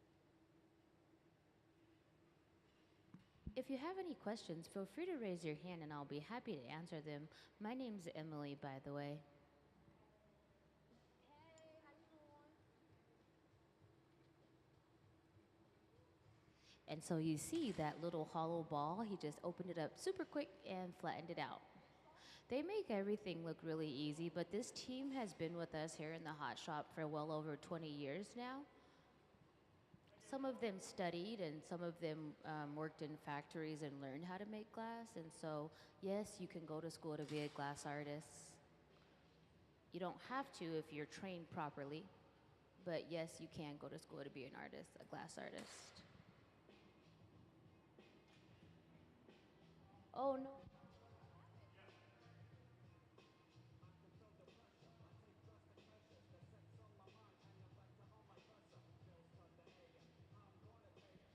So everything that we do is typically upside down. So as you can see that the foot is at the top of the stem.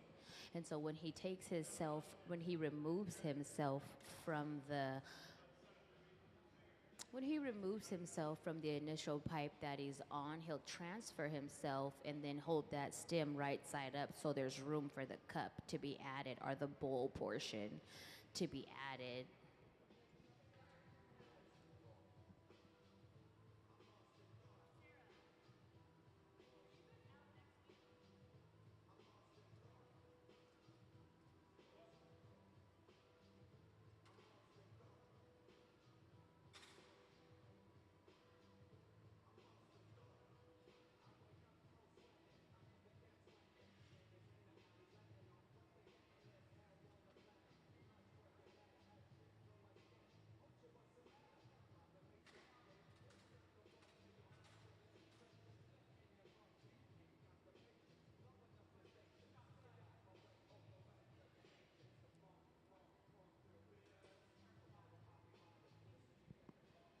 So Sarah's got a punty ready, which is the transfer pipe. And then Ben will release her and she'll catch that stem and she'll catch that foot. And then give it a nice little flash to be able to be prepared and ready for the bowl portion of this goblet.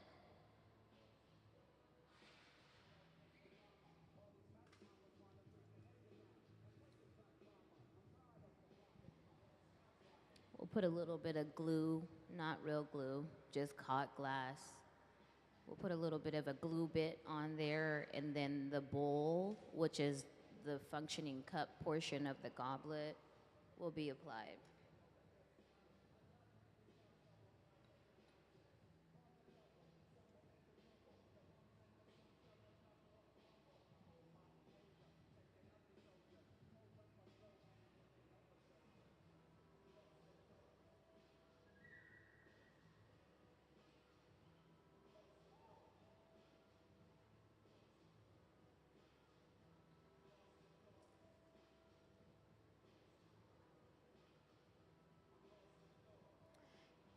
And Gabe will come in to place that bowl onto the stem.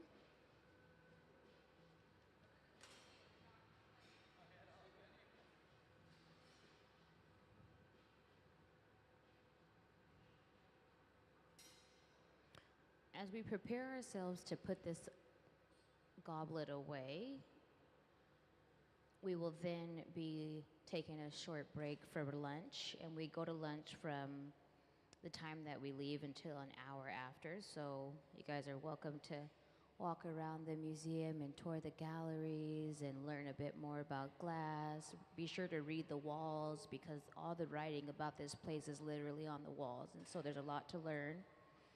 You can also go up around the stairs and walk up to the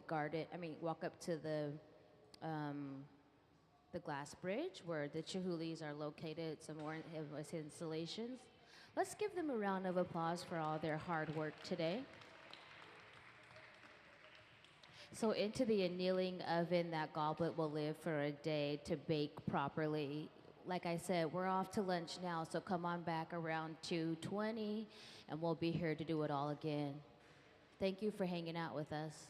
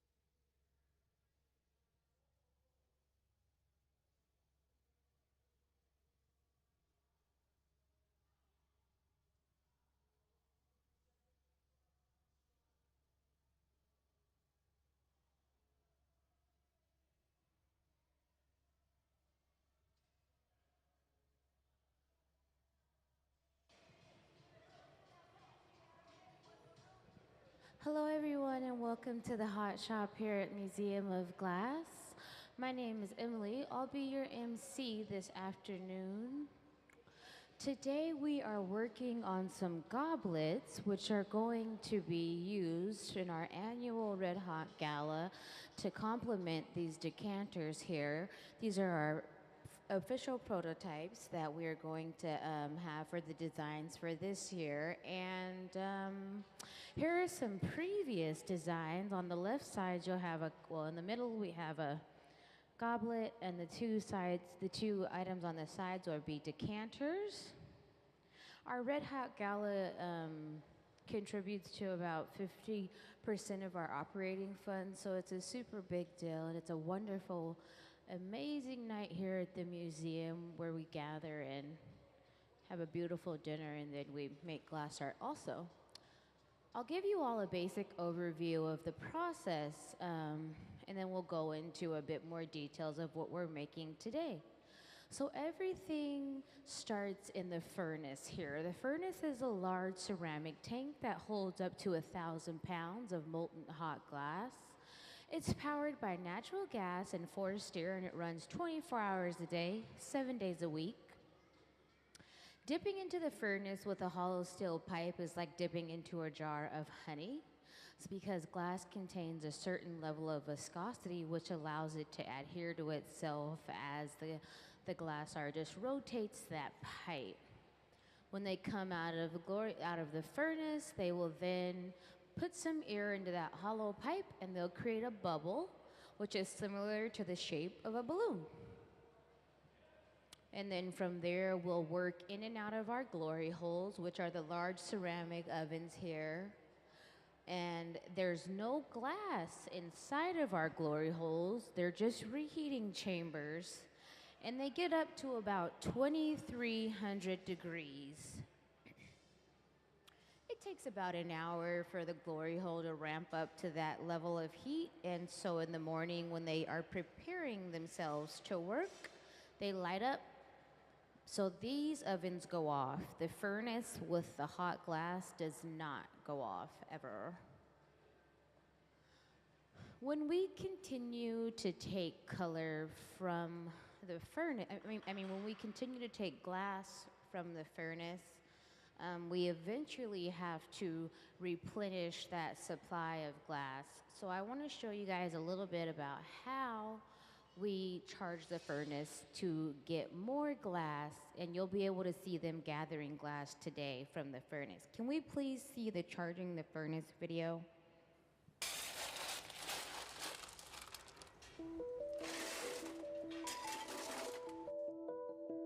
Charging the furnace is what we call filling the furnace up with glass. Glass cullet is washed clean and loaded into tubes for filling. Here at the museum, we don't use recycled bottles. Instead, we melt cullet that has been specifically designed to make blown glass art. The primary ingredient in glass is silica sand, or silicon dioxide. The other two main ingredients are soda, or sodium oxide, which lowers the melting temperature, and lime, or calcium oxide, the stabilizer. Once the cullet is loaded into the 2,300 degree furnace, a rake is used to level the glass for even melting. The furnaces at the Museum of Glass hold approximately 1,000 pounds of clear molten glass and run continuously 24 hours a day, 7 days a week. You're more than welcome to raise your hand and ask any questions. If you have questions, you can holler my name. My name's Emily. So I'm going to give you guys the details of what we're doing today. Today we are making goblets once again. Can we please see the diagram of the three-part goblet with the bowl, the stem, and the foot? So this goblet has three parts. The parts are made separately, and then they're combined. Goblets are very hard to make, and so it takes a team and it takes a lot of precision. Anything that has to be balanced to stand up very linear like that is not very easy to make, but The glass artists here have been working in glass and creating in glass for well over 20 years, so they make it look really easy.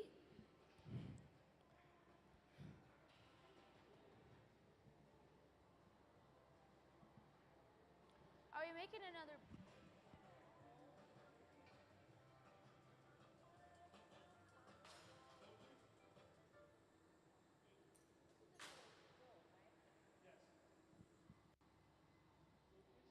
We're going to work on the top of a bowl.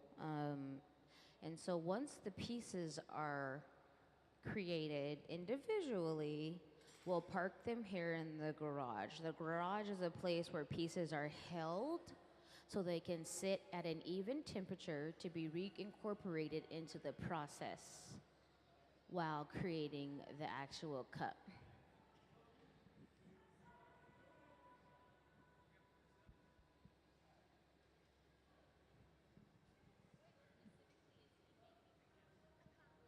He's making a bowl, which is the top part of the goblet. And so Sarah's blowing some air as he's shaping it. They're not very big, they're tiny because they're just like martini glass cups, you know? I don't know if you guys have had the chance. I would assume you may have walked around the galleries and seen the different exhibits. A program that we have here at the museum is known as Kids Design Glass. It's a program that I always encourage the youth to apply to and to learn more about. It's located in the art alley, and it's for the youth from the ages of 1 to 12 to be able to design like worldwide artists. You send in an illustration, and if you're chosen, then you get the chance to come and work with the Hot Shop team and watch them make your illustration come to life through glass. So I can show you guys a bit more than better than I can tell you about our Kids Design Glass program. Can we please see Kids Design Glass?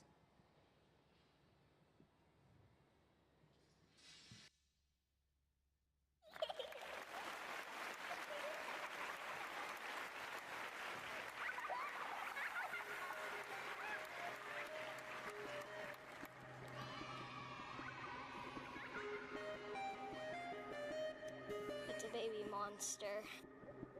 Pip is a baby monster that loves to smile and laugh. Even though he's little and cute, he gives a big cry. Also, Pip loves food, especially bananas. He will eat any speck of food in sight.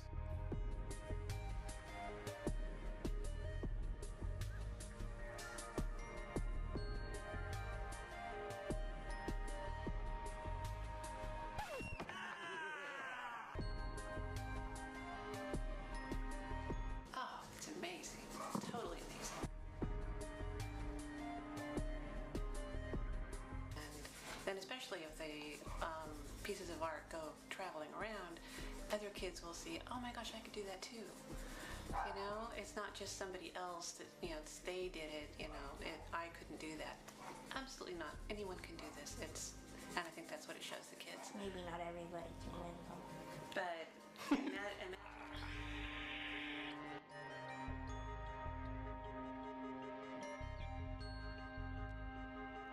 I think it's gonna stand up there with one of the coolest things that a museum has ever done. What is it, a cucumber all dressed up for a night on the town? That's pretty ridiculously funny. The funnest part about this project is how fresh the ideas are coming from the kids who they have no idea of glass blowing techniques. They don't care. Nobody saw this coming. We'd make one piece and it was given to the family. And then we realized, well, wait a second, there's something more here. We started to get more drawings, more interesting drawings, and it really kind of snowballed a little bit. Bacon Boy was special.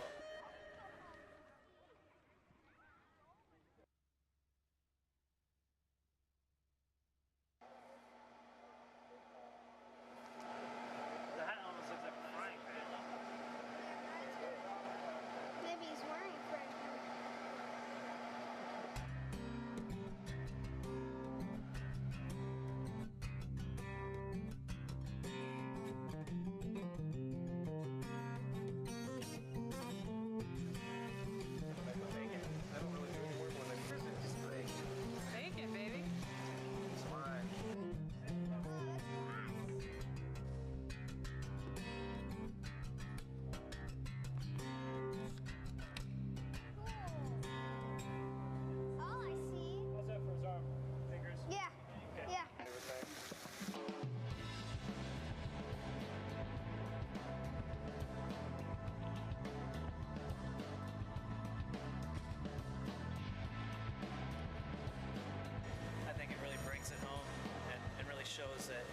there's an artist in all of us, I think. So, and it's human nature to be creative. So I think we lose that as we get older sometimes, and it's cool to see this pure creative nature that children possess. So I think it's cool to share that with the rest of the world, hopefully. So.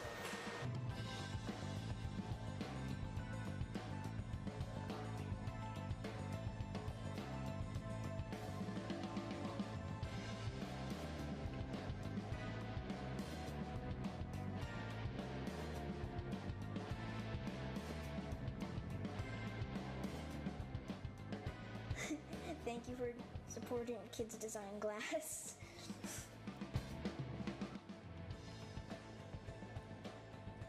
And you're welcome to learn more about Kids Design Glass on our website, or you can also ask the visitor services about maybe like the submission slip that's in the grant hall. Ask them where it's located. And once again, if you guys have any questions, feel free to raise your hand. I'll be happy to answer to the best of my ability.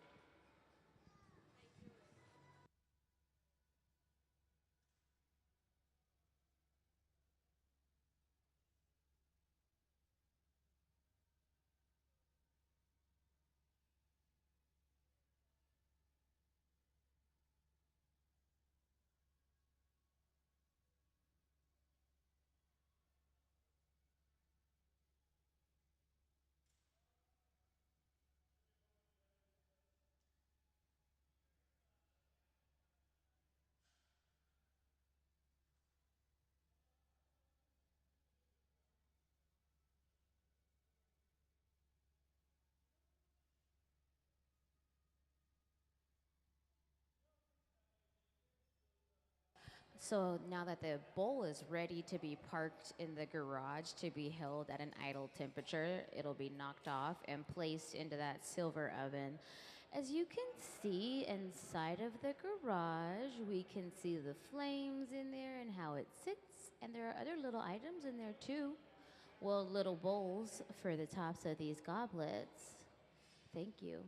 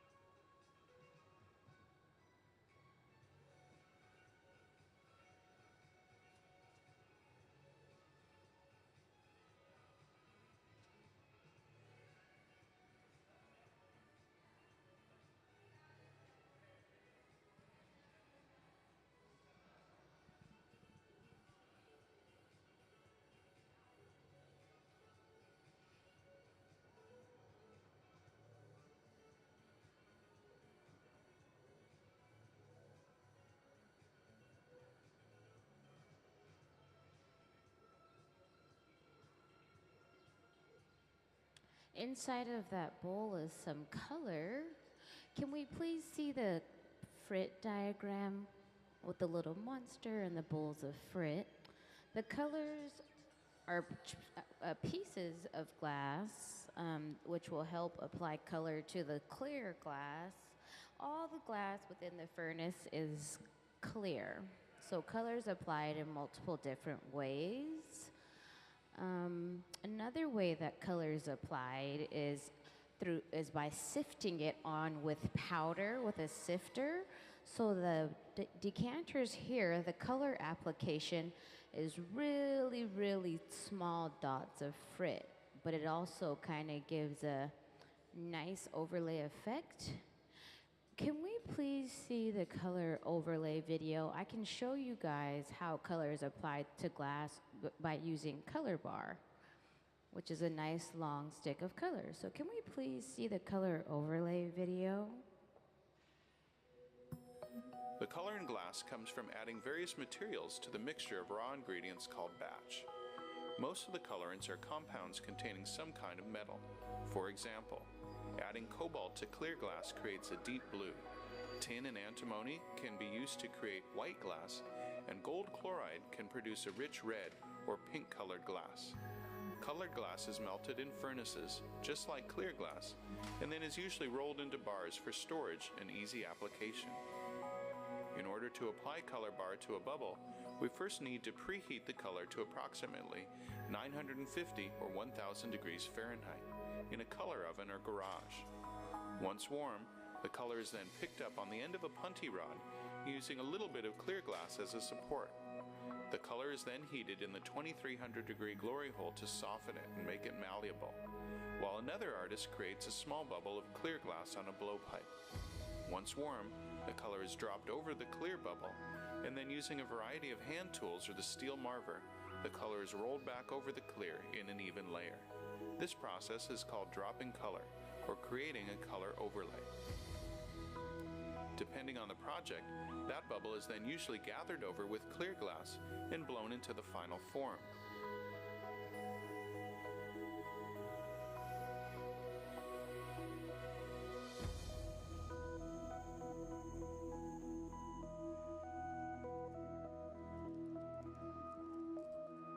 The finished product may appear to be all made from colored glass, but when viewed in cross-section, we can see that there is only a thin layer of color sandwiched between many layers of clear glass.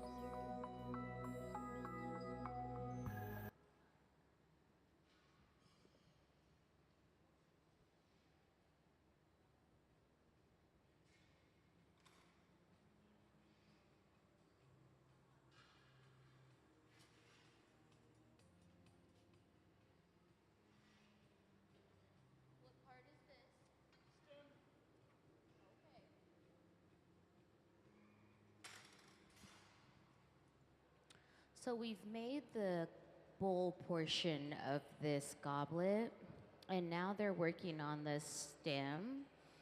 Everything that we do is actually upside down. So when we transfer it to a different rod, it then becomes right side up.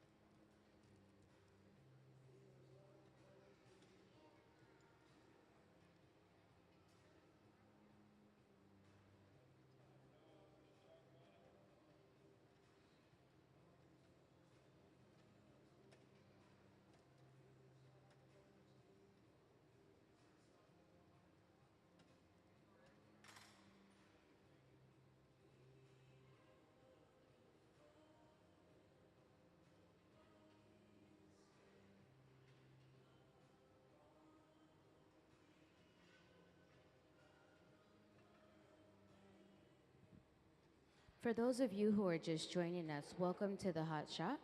We are making some goblets. We're constructing goblets. We're piecing them together by part by part for our annual Red Hot Gala. Can we please see, next, can we please see the diagram of the goblet?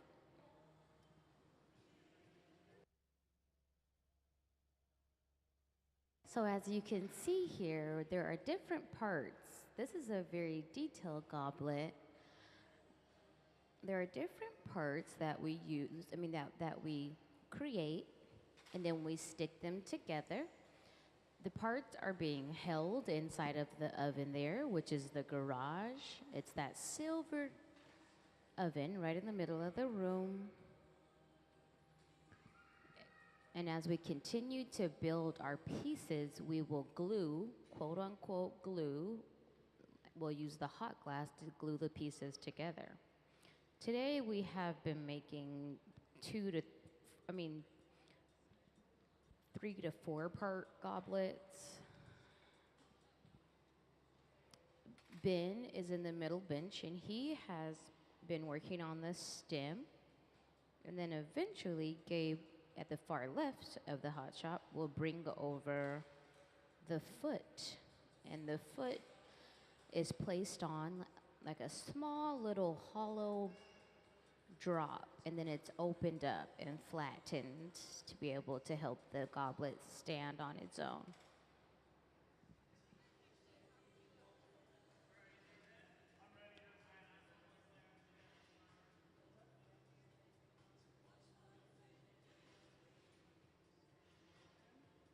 So he'll give it a nice little puff. He'll shape it properly, and then he'll bring it over. He'll get another heat on it, and then he'll lay it on whenever Ben tells him he's ready.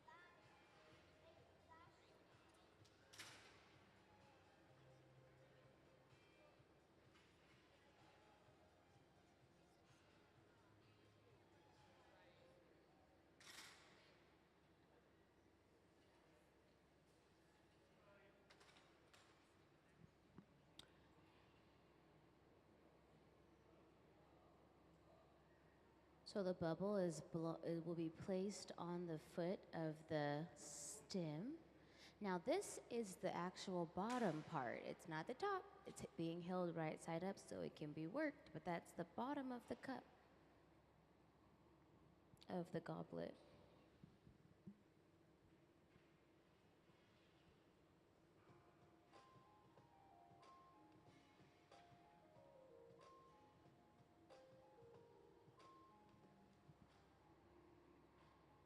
As he cleans up that foot, he'll use his jacks to tweeze and create a line of tension. And then he'll knock off the excess glass, which will then give him a nice point to insert his tools. He'll insert his jacks, and then he'll slowly angle his hand to open it. That's that small hollow ball of glass I was referencing earlier. It's drawn out flat, but that's not how it's applied. Nothing is ever what it seems when you're making glass. You have to really watch it to get it. So Sarah's gonna put a nice little lip wrap around that bottom, just for design. Add some color to the design. Adds a nice clean finish.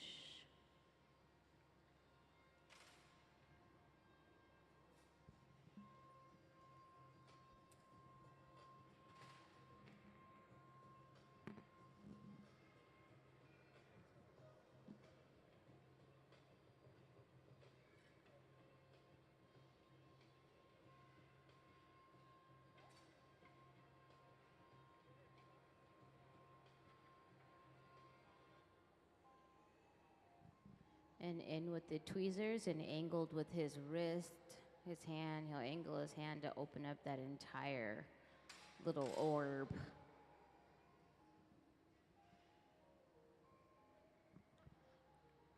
This helps reduce the amount of weight when the glass is applied hollow, in opposition just to getting a nice big gather and like putting a cookie foot onto the glass.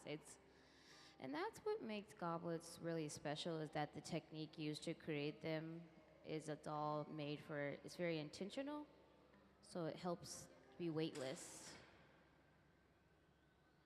Helps reduce the amount of weight of the goblet.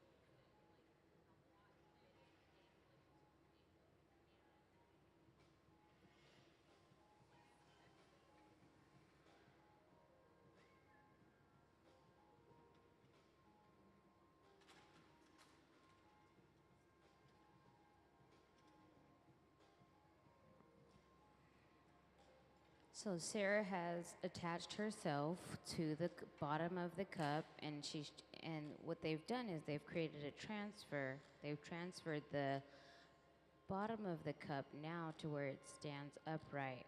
So now we're looking at it as if you would see it when it was finished if they hold it vertically with that rod. So as Ben begins to clean up the top, then he'll add a glue bit to put the bowl portion onto the stem portion. Can we please see the 3-part diagram of, there we go. So the bowl, the glue bit, the foot, the stem, the punty. The punty is the transfer rod. It's that silver rod that Sarah just added to the bottom. Punty means it's to bridge the beginning and the end. It's an Italian word, so a lot of the words that we use derive from way, way long ago when glassblowing started. They used Italian words because that's where a lot of people learned over in Italy. So, punty is a term to bridge. So it's connecting pieces. Next, we will prepare to put this goblet away.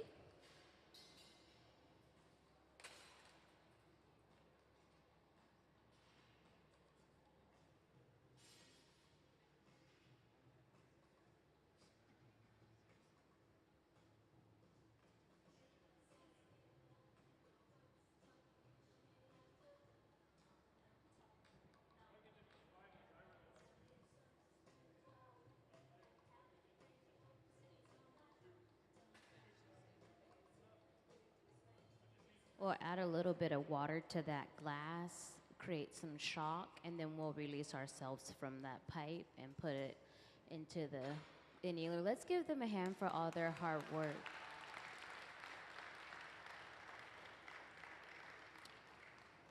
When will this piece be ready to be touched? Like, when can we pick it up? Tomorrow. Tomorrow, maybe around this time. So it's going to take about a day to cool down. And then inside of that big black box is an oven. It's an annealing oven, which allows for pieces to ramp down at a steady temperature over a certain period of time. And then it goes off. And once it turns off, you can open it and you can retrieve your piece. This is because the inner layers are often hotter than the outer layers, so we try our best to prevent thermal shock at all cost in all areas of glass blowing. And then we're gonna do it all again, so feel free to stay and hang out with us and watch it all happen once again.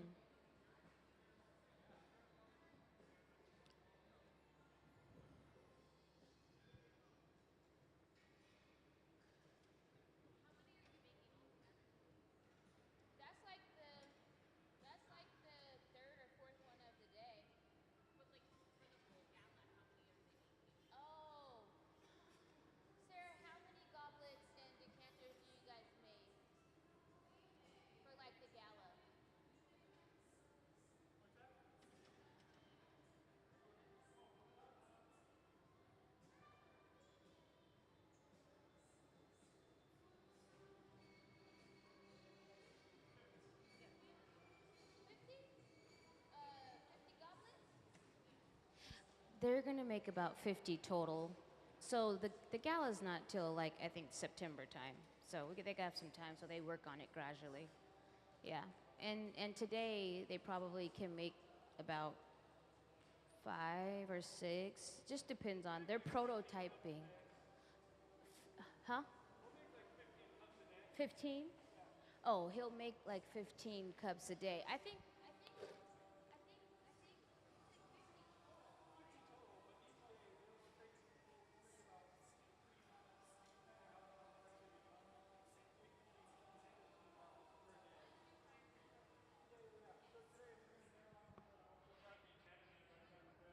this process that they're doing is they're just making different goblets because they don't know which one they want to use yet. So they'll make a couple of certain designs.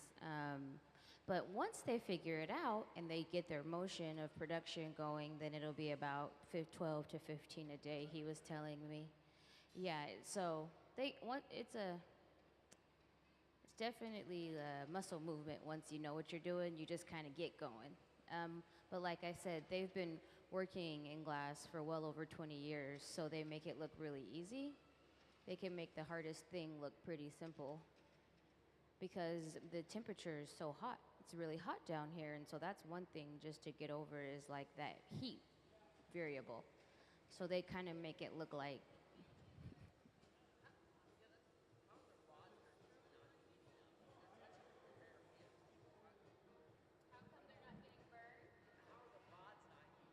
well, because steel is not the greatest conductor of heat. Yeah, these are stainless steel pipes. Yeah, they're stainless steel pipes. And so as you continue to concentrate it in the heat over and over, it does get warm. So they come over to the pipe coolers, and they'll water it off a bit. So it gets hot, but it could burn them if they touched it on contact without chilling that pipe. Yeah.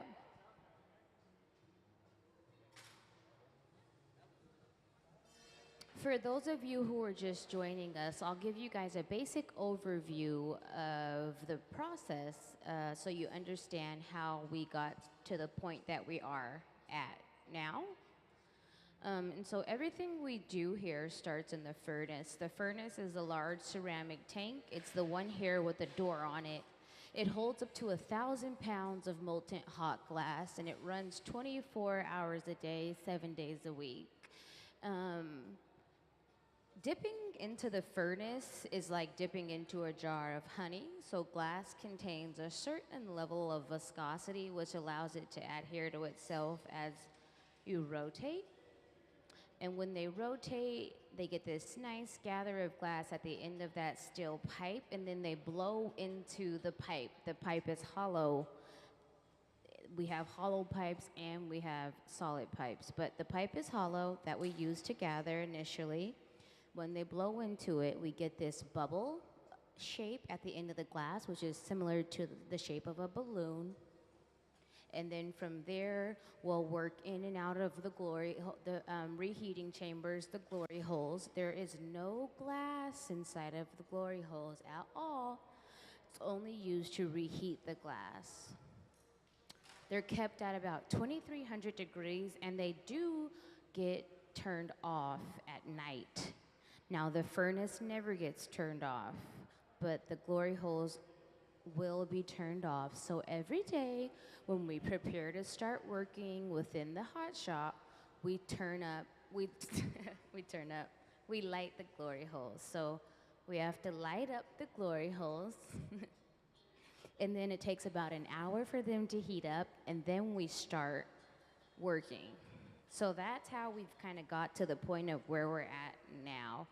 We've gathered, we've marvered on the tables to shape the glass. We've added color, and color can be applied in various different ways. A small white color cup was used to add color to this bubble.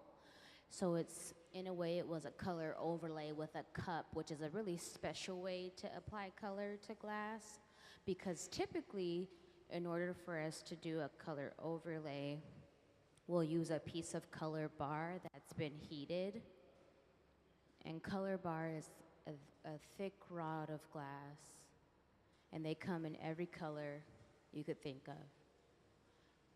I'll give you guys a bit of a better understanding of how glass is color overlaid on glass. Can we please see color overlay?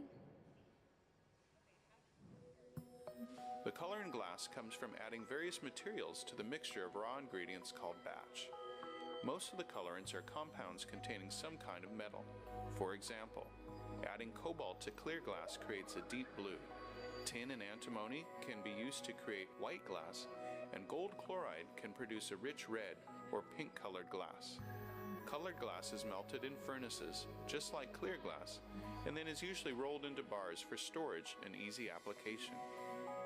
In order to apply color bar to a bubble, we first need to preheat the color to approximately 950 or 1000 degrees Fahrenheit in a color oven or garage. Once warm, the color is then picked up on the end of a punty rod using a little bit of clear glass as a support. The color is then heated in the 2300 degree glory hole to soften it and make it malleable, while another artist creates a small bubble of clear glass on a blowpipe. Once warm, the color is dropped over the clear bubble, and then using a variety of hand tools or the steel marver, the color is rolled back over the clear in an even layer. This process is called dropping color, or creating a color overlay. Depending on the project, that bubble is then usually gathered over with clear glass and blown into the final form.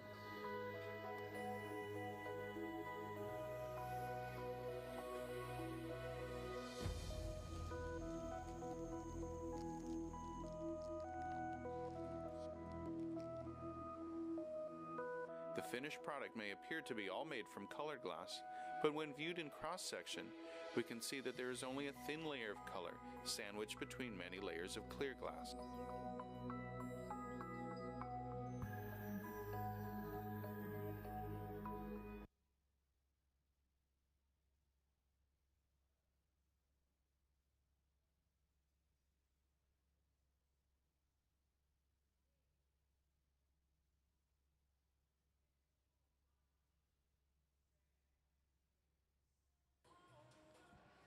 Once again, my name is Emily. If you all have any questions, feel free to raise your hand and just shout them out.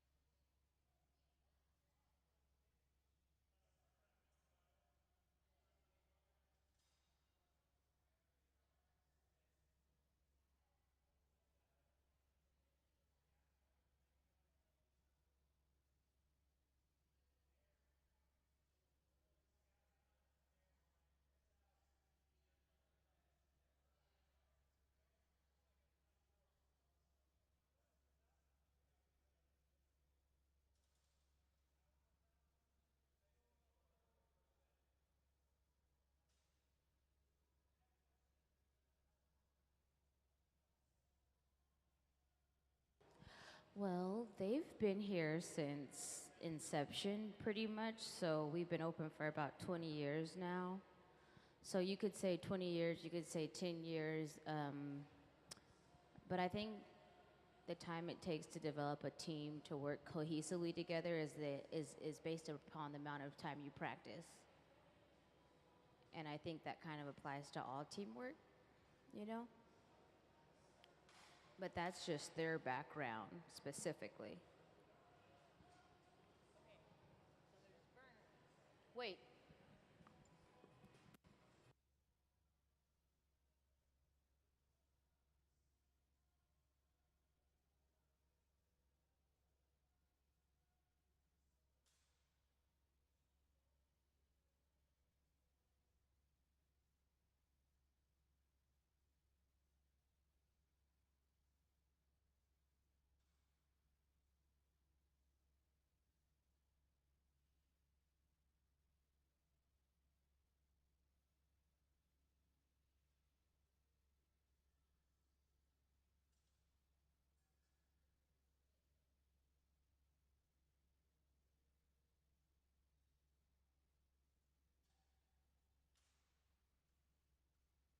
And now that the bowl has been disconnected from the pipe, we're going to put it into the garage.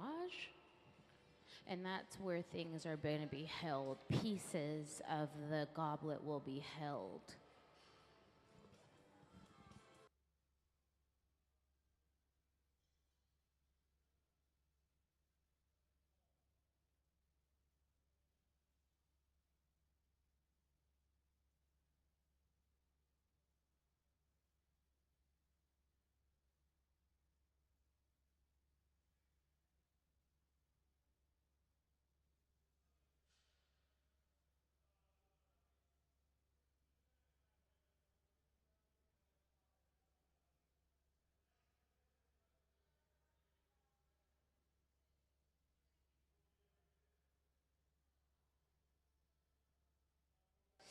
Can we please see some of the past goblets and decanters? Today we are making some goblets for our Red Hot Gala. On the screen there you'll be able to see the goblets and the decanters that were once created for past galas. Red Hot actually is one of our annual fundraisers, and about 50% of our operating funds are donated this night. So it's a really awesome night for the Museum of Glass and the community to come together and celebrate art, glass art specifically.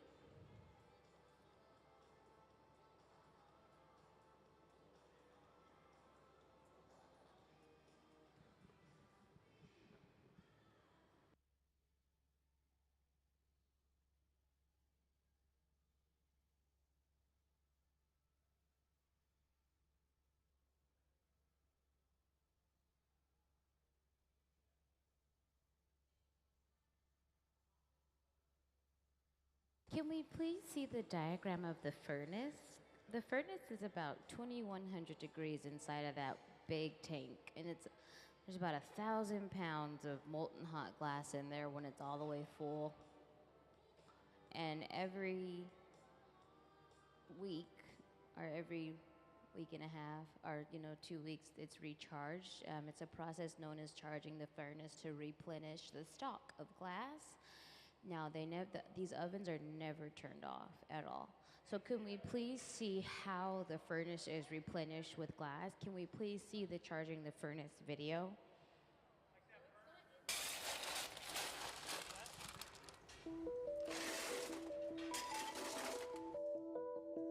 Charging the furnace is what we call filling the furnace up with glass. Glass cullet is washed clean and loaded into tubes for filling. Here at the museum, we don't use recycled bottles. Instead, we melt cullet that has been specifically designed to make blown glass art. The primary ingredient in glass is silica sand, or silicon dioxide. The other two main ingredients are soda, or sodium oxide, which lowers the melting temperature, and lime, or calcium oxide, the stabilizer. Once the cullet is loaded into the 2300 degree furnace, a rake is used to level the glass for even melting. The furnaces at the Museum of Glass hold approximately 1,000 pounds of clear molten glass and run continuously 24 hours a day, 7 days a week.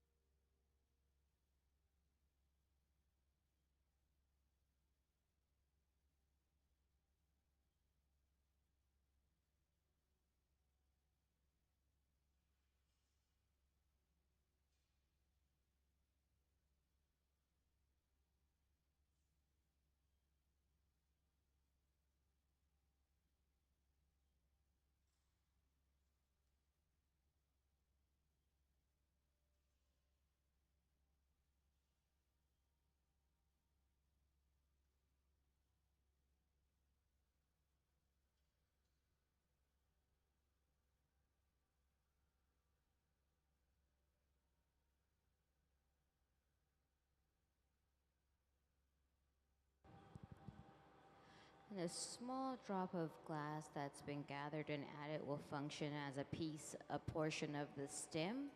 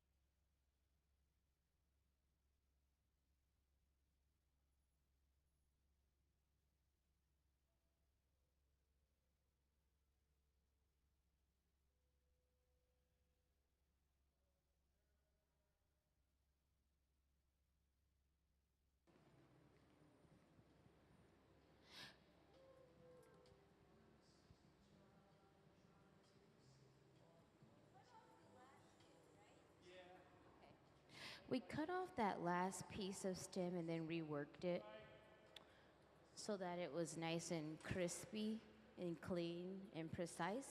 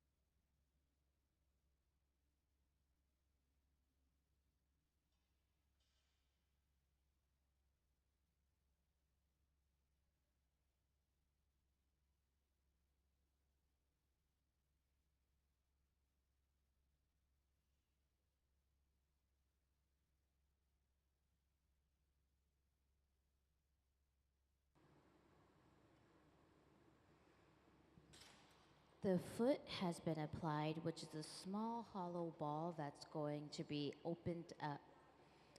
This makes the application of the foot a bit more lightweight because it's hollow and it's going to be spun out. We're just cleaning up the base right now to be able to open up the foot.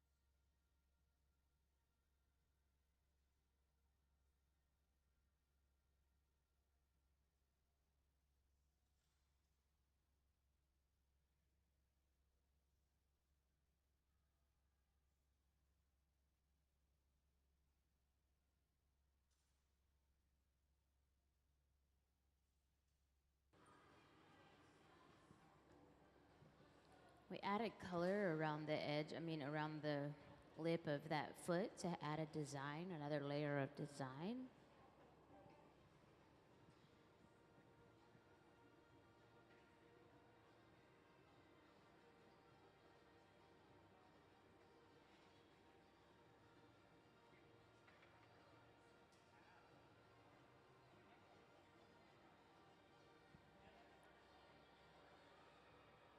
As Ben enters the little small hole that was there, he'll start to open up his jack slowly, which will open up the mouth of that hole also, and it'll widen it out until it completely is open and flattened. And that is the foot of our goblet. Can we please see the 3-part diagram of our goblet that we're creating? So the foot, as you can see, it's applied as a little hollow ball of glass, and then it's opened up to be flattened out, which makes a really nice thin foot Then we'll have the stem as it is, and then later we will attach a bowl, which is the cup of the goblet.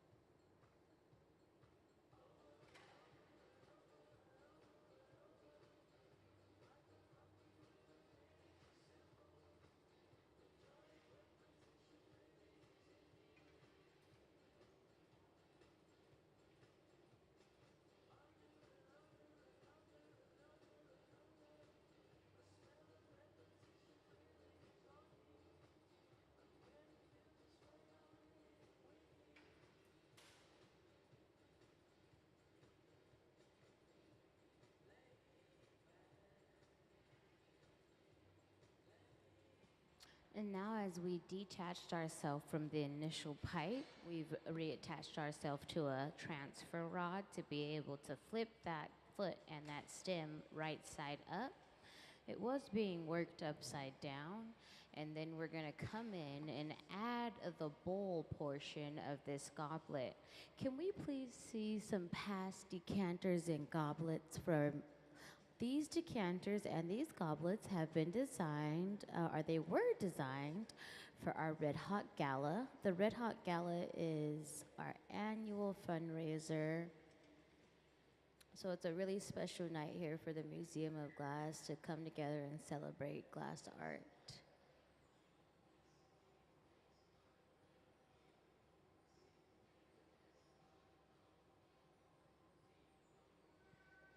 And after the glue bit is applied, then the bowl is attached. And if you're just joining us, once again, we're making goblets for our annual Red Hot Gala. The goblet will be placed into an oven to continue to anneal itself, which means it'll ramp down over time on a computerized system. The oven is held at about 890 degrees until it begins to ramp down. It's a temperature that's kept hot enough to not melt the glass even more, but also to help the glass stabilize itself, to bring it down slowly and surely.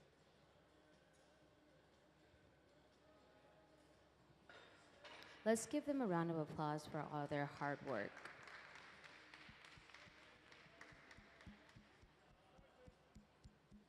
A program that we have here is known as Kids Design Glass. It's designed to inspire the youth to create like world-renowned artists create here in the Hot Shop. So if you have any grandchildren or nieces and nephews or children of your own, you should inspire them, or you should encourage them to apply to our Kids Design Glass program, which is designed for students from the age of 1 to 12. Can we please see the Kids Design Glass video?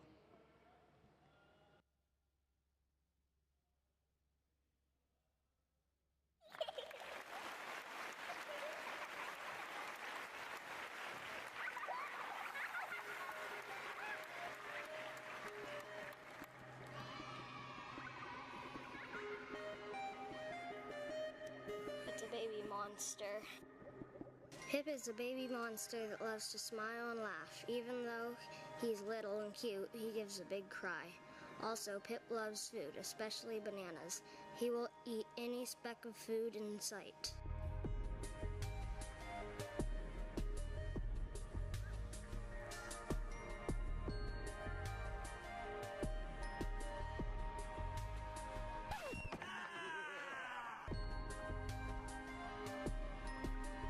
Oh, it's amazing. Totally amazing. And then especially if the pieces of art go traveling around, other kids will see, oh my gosh, I could do that too. You know, it's not just somebody else that, you know, they did it, you know, I couldn't do that. Absolutely not. Anyone can do this. And I think that's what it shows the kids. Maybe not everybody can win. But, and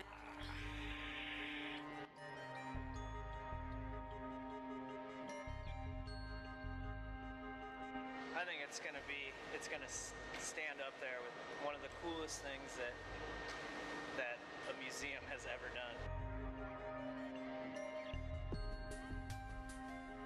What is it, a cucumber all dressed up for a night on the town? That's pretty ridiculously funny. The funnest part about this project is how fresh the ideas are coming from the kids who they have no idea of glass blowing techniques. They don't care. Nobody saw this coming. We'd make one piece and it was given to the family. And then we realized, well, wait a second, there's something more here. We started to get more drawings, more interesting drawings, and it really kind of snowballed a little bit. Bacon Boy was special.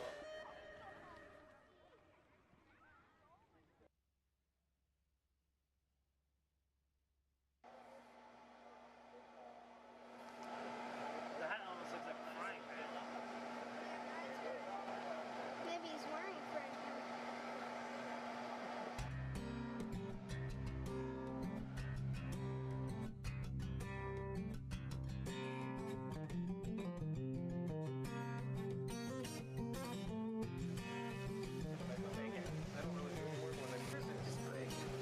bacon, baby.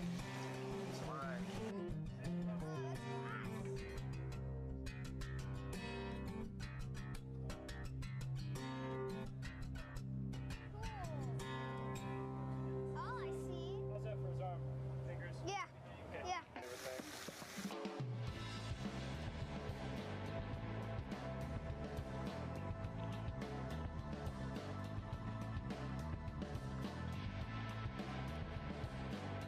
I think it really brings it home and really shows that, you know, there's an artist in all of us, I think. So, and it's human nature to be creative. So I think we lose that as we get older sometimes, and it's cool to see this pure creative nature that children possess. So I think it's cool to share that with the rest of the world, hopefully. So.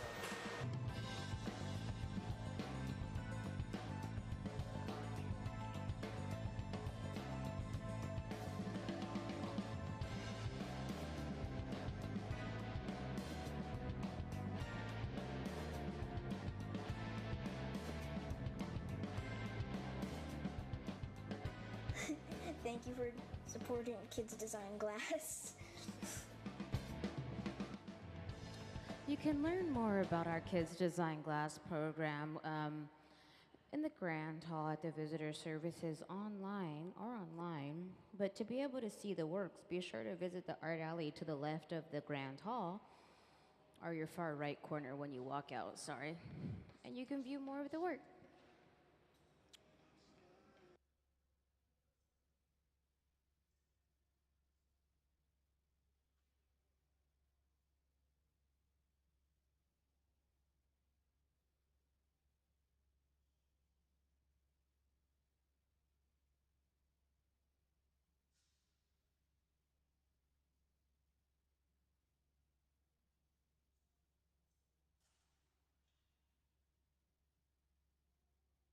We have to make some more little small color cups. So small color cups are derived from colored tube.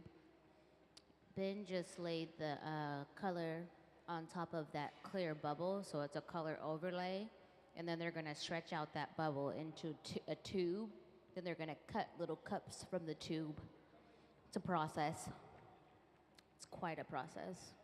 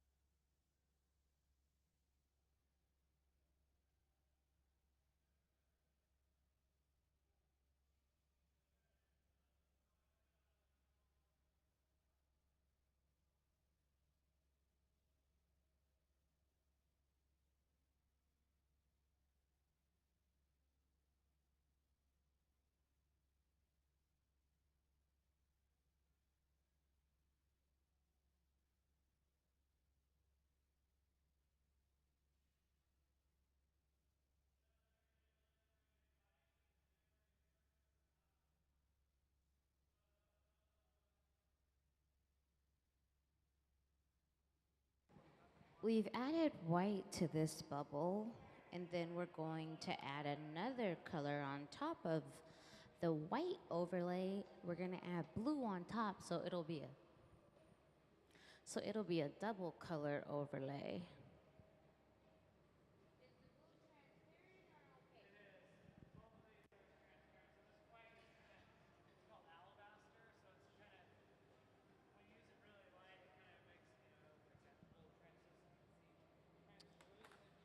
They're both.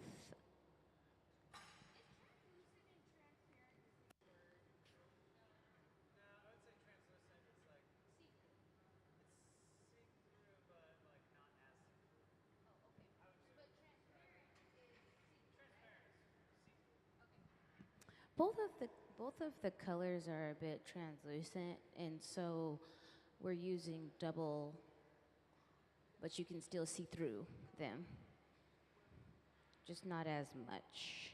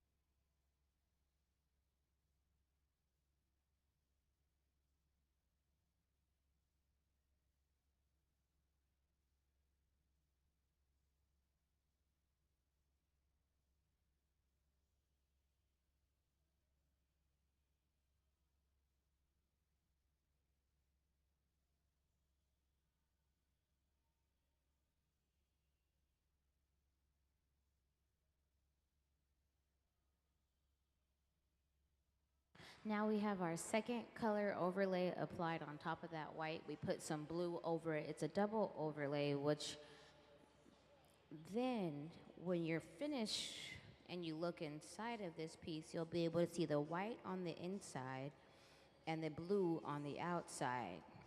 So it gives you a nice solid finish with a bicolor.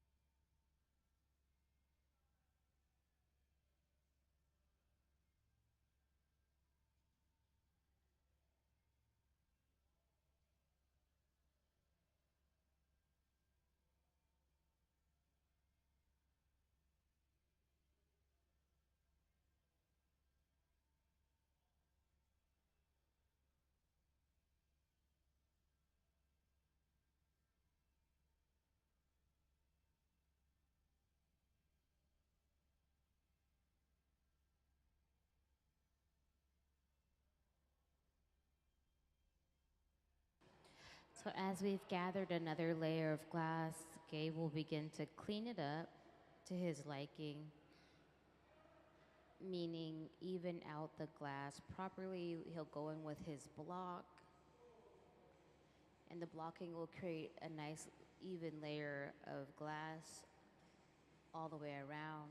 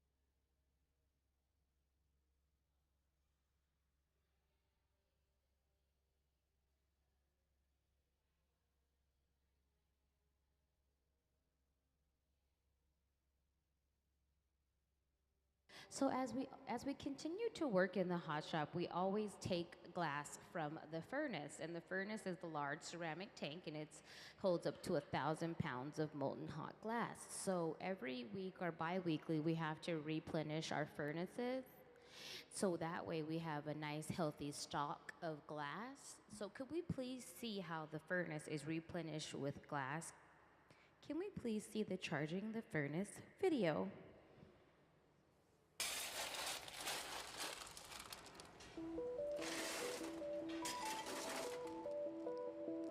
Charging the furnace is what we call filling the furnace up with glass. Glass cullet is washed clean and loaded into tubes for filling.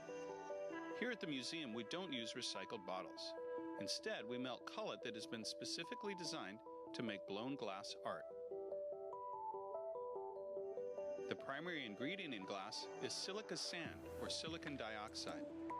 The other two main ingredients are soda, or sodium oxide, which lowers the melting temperature, and lime, or calcium oxide, the stabilizer. Once the cullet is loaded into the 2300 degree furnace, a rake is used to level the glass for even melting. The The furnaces at the Museum of Glass hold approximately 1,000 pounds of clear molten glass and run continuously 24 hours a day, 7 days a week.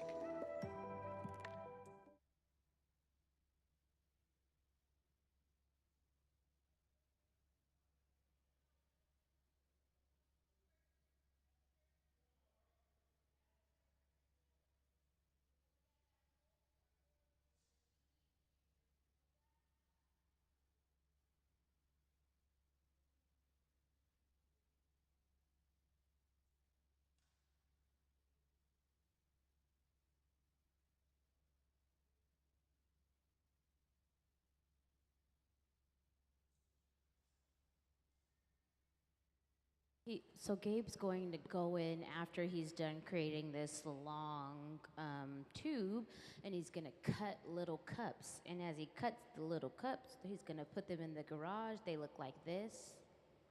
Then when they're ready to apply the cups to the actual glass, they will go in and gather it and make another small bubble, and they'll stick it into this cup, and they'll pick it up. And that is how you apply the color with a color cup. There are other ways to apply color also in glass I could show you. There is color frit, there's color overlay, and there's color powder. Color powder would look like this as a final finish. Color powder is a pulverized version of glass color rods, which is like fine grained salt. Color frit is like chunky salt. Can we please see the color frit diagram? And color frit, you see it comes out and it looks like little dots, but they're thicker than the powder in the final form. So thick little small speckles. And then we also have color overlay, which gives you this really fine, clean finish. Can we please see the color overlay video?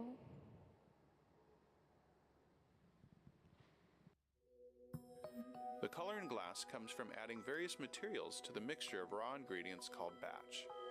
Most of the colorants are compounds containing some kind of metal.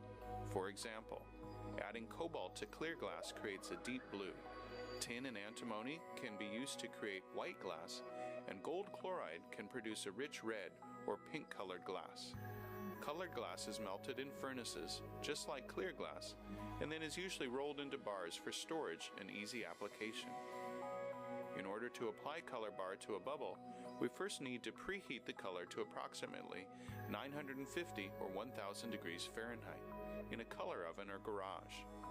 Once warm, the color is then picked up on the end of a punty rod using a little bit of clear glass as a support. The color is then heated in the 2300 degree glory hole to soften it and make it malleable, while another artist creates a small bubble of clear glass on a blowpipe. Once warm, the color is dropped over the clear bubble, and then using a variety of hand tools or the steel marver, the color is rolled back over the clear in an even layer. This process is called dropping color, or creating a color overlay. Depending on the project, that bubble is then usually gathered over with clear glass and blown into the final form.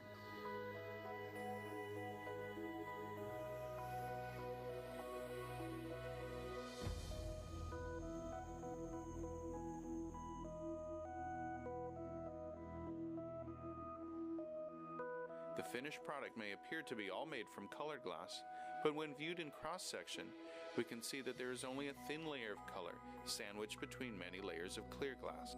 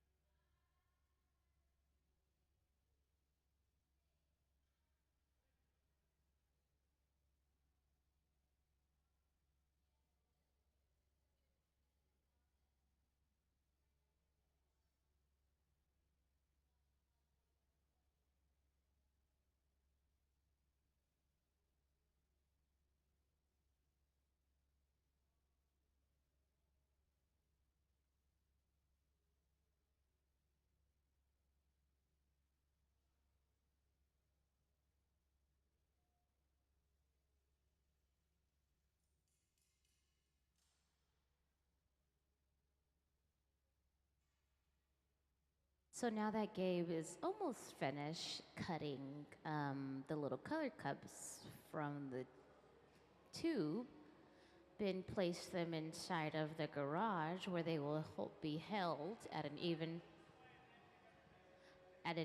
temperature to be reworked to use as color overlays. So they're like color overlay cups. And then we'll get started with the process pretty soon here of how to make a goblet. And we have some example goblets up on the podium next to our decanters for our Red Hot Gala, which is our annual fundraiser here at Museum of Glass.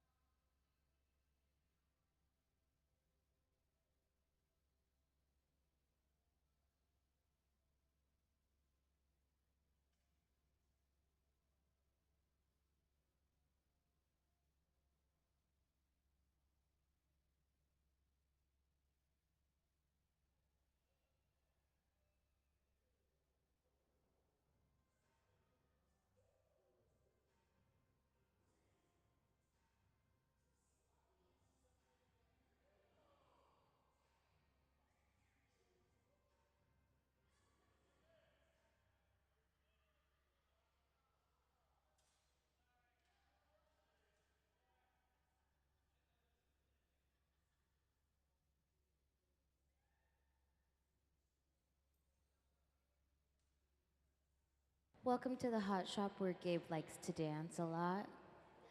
We're making some goblets today for our Red Hot Gala. We have some on display. We have some goblet clear cups over there, and we have some decanters. The decanters will be used for our Red Hot Gala this year.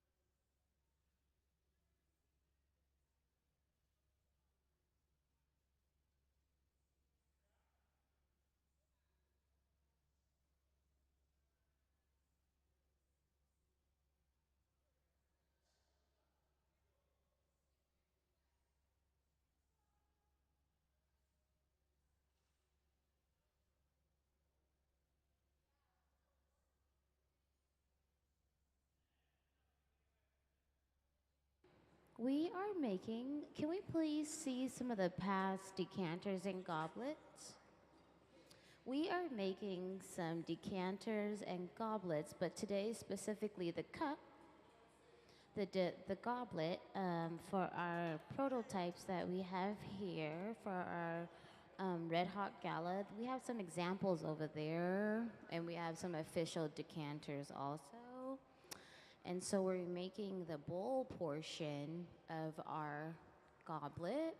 Can we please see the three-part diagram to show them the bowl portion? So we have a bowl, a stem, and a foot. And we are making the bowl right now. And it's bi-color. It's blue on the outside, and it's white in the inside.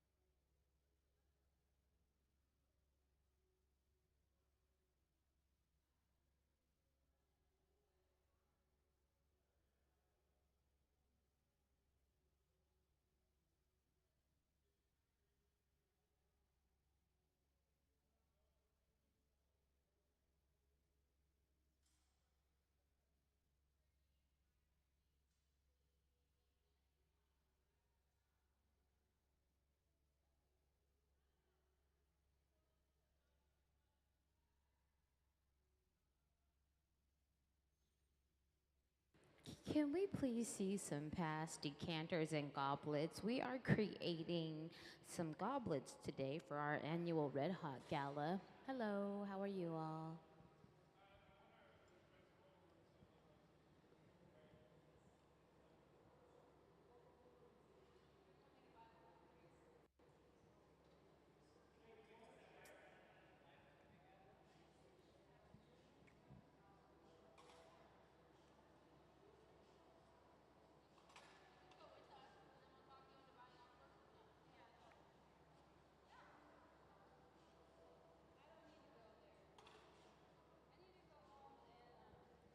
This is the bowl portion of our goblet. Can we please see the three-part diagram of a goblet? So the bowl is the top, which is usually the part that you drink your beverage from. And then we'll put it in the garage and we'll park it, so then that way it can cool. It can not cool down, but it can be held at an idle temperature. And then we'll start to work on the foot and the stem next.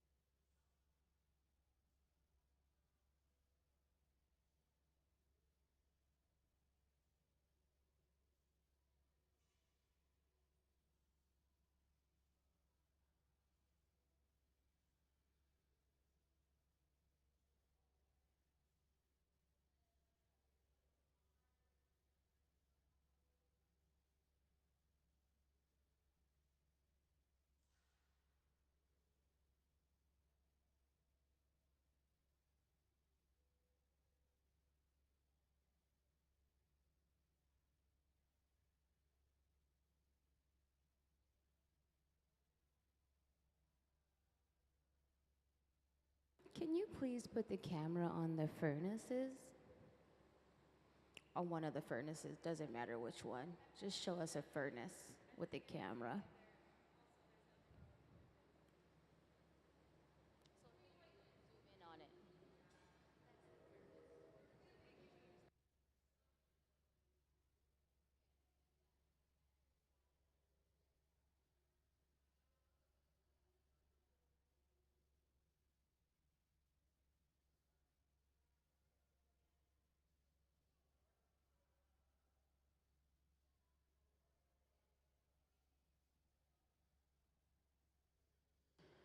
Can we please see the color overlay video? The color in glass comes from adding various materials to the mixture of raw ingredients called batch. Most of the colorants are compounds containing some kind of metal. For example, adding cobalt to clear glass creates a deep blue. Tin and antimony can be used to create white glass, and gold chloride can produce a rich red or pink colored glass. Colored glass is melted in furnaces, just like clear glass, and then is usually rolled into bars for storage and easy application. In order to apply color bar to a bubble, we first need to preheat the color to approximately 950 or 1000 degrees Fahrenheit in a color oven or garage. Once warm, the color is then picked up on the end of a punty rod using a little bit of clear glass as a support. The color is then heated in the 2300 degree glory hole to soften it and make it malleable, while another artist creates a small bubble of clear glass on a blowpipe. Once warm, the color is dropped over the clear bubble, and then using a variety of hand tools or the steel marver, the color is rolled back over the clear in an even layer. This process is called dropping color, or creating a color overlay. Depending on the project, that bubble is then usually gathered over with clear glass and blown into the final form.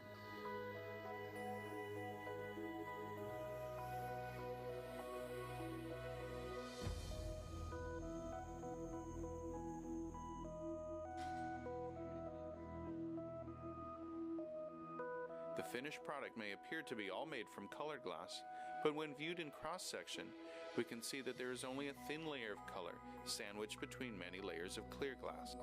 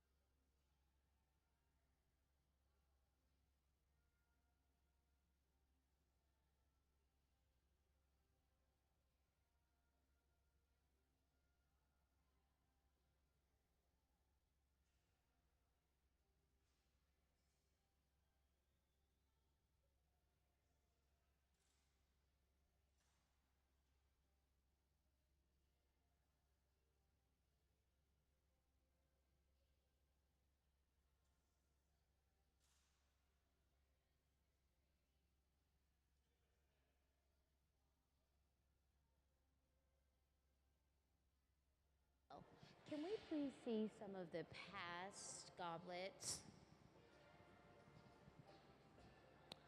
Red Hot is our annual fundraiser that we have here at the Museum of Glass, and it's a really awesome night that celebrates glass in the community, the artists that work here. And Red Hot actually produces about 50% of our operating funds, and so it's just amazing. It's an amazing event, and so we create about 50 of these items, such as goblets, and I believe decanters also. I have to be corrected if I'm wrong.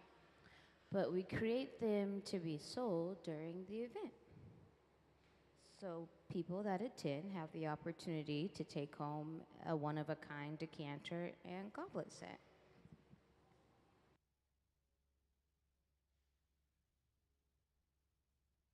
I'll give you guys a basic overview of how things are made here in the hot shop, and if you have any additional questions, feel free to ask. And so everything that we do here starts in the furnace. The furnace is a large ceramic tank that's powered by natural gas and forced air. It runs 24 hours a day, 7 days a week, and holds up to 1,000 pounds of molten hot glass.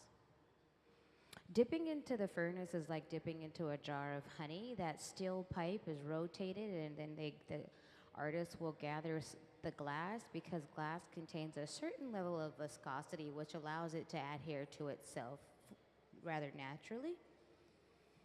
And so once we have this nice big gather at the end of our rod, we'll blow into it, which will create a bubble, which is similar to the shape of a balloon. From there starts the process of whether we want to add more color, add more glass, both, because color is applied to glass. But before we continue to add color, we will also work in and out of the glory hole, which is powered by natural gas and forced air.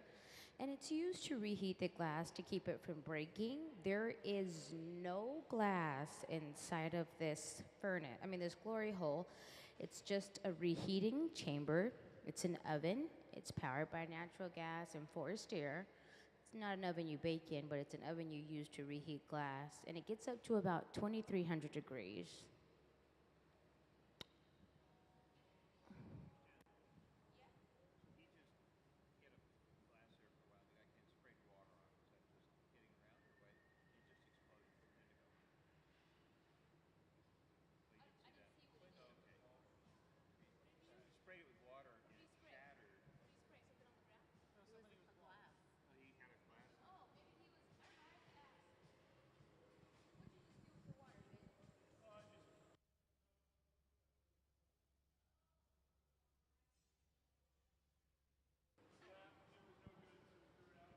Oh, the cup broke, so he just shattered it off the pipe so he could keep using the pipe.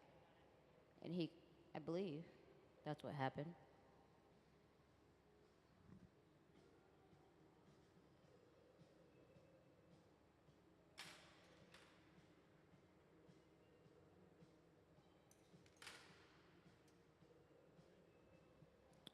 So there is air in this pipe, or this pipe is hollow, so air will continue to blow into the pipe as Ben shapes. I don't know which part we're on yet, but I'll catch you guys up when I figure it out in just a second. Color is applied to glass in various different ways. I'll tell you guys a bit about color. So we have color overlay, we have color frit, and we have color powder. Powder is pulverized glass. Color overlay is our glass bars, and color frit is just crushed glass. But I'll show you guys the color overlay video to learn a bit more of how we applied the colors to the glass today, because all of the glass within the furnace is clear, so color is always applied to glass. Can we please see the color overlay video? The color in glass comes from adding various materials to the mixture of raw ingredients called batch. Most of the colorants are compounds containing some kind of metal. For example, adding cobalt to clear glass creates a deep blue. Tin and antimony can be used to create white glass, and gold chloride can produce a rich red or pink-colored glass. Colored glass is melted in furnaces, just like clear glass, and then is usually rolled into bars for storage and easy application. In order to apply color bar to a bubble, we first need to preheat the color to approximately 950 or 1,000 degrees Fahrenheit in a color oven or garage. Once warm, The color is then picked up on the end of a punty rod using a little bit of clear glass as a support. The color is then heated in the 2300-degree glory hole to soften it and make it malleable, while another artist creates a small bubble of clear glass on a blowpipe. Once warm, the color is dropped over the clear bubble, and then using a variety of hand tools or the steel marver, the color is rolled back over the clear in an even layer. This process is called dropping color, or creating a color overlay. Depending on the project, that bubble is then usually gathered over with clear glass and blown into the final form.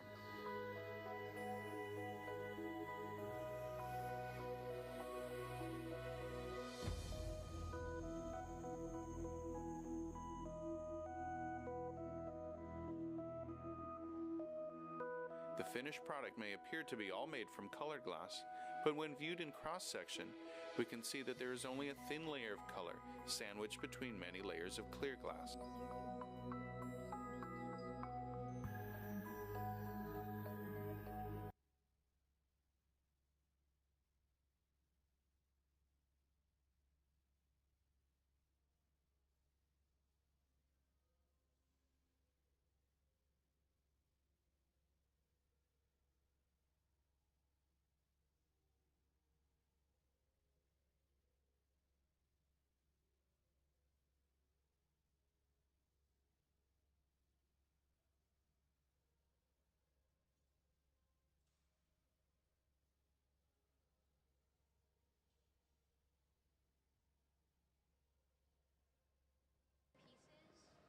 So all the other pieces that are going to be added to this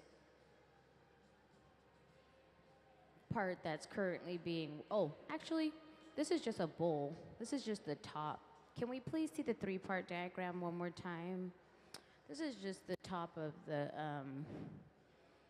goblet. So they're making the bowl to then put it in the garage for later, so they can make the other parts, because we're just making prototypes today. And once we figure out what it is that we want to make, then we'll mass produce those to a certain amount, There's a cap on it. Thank you.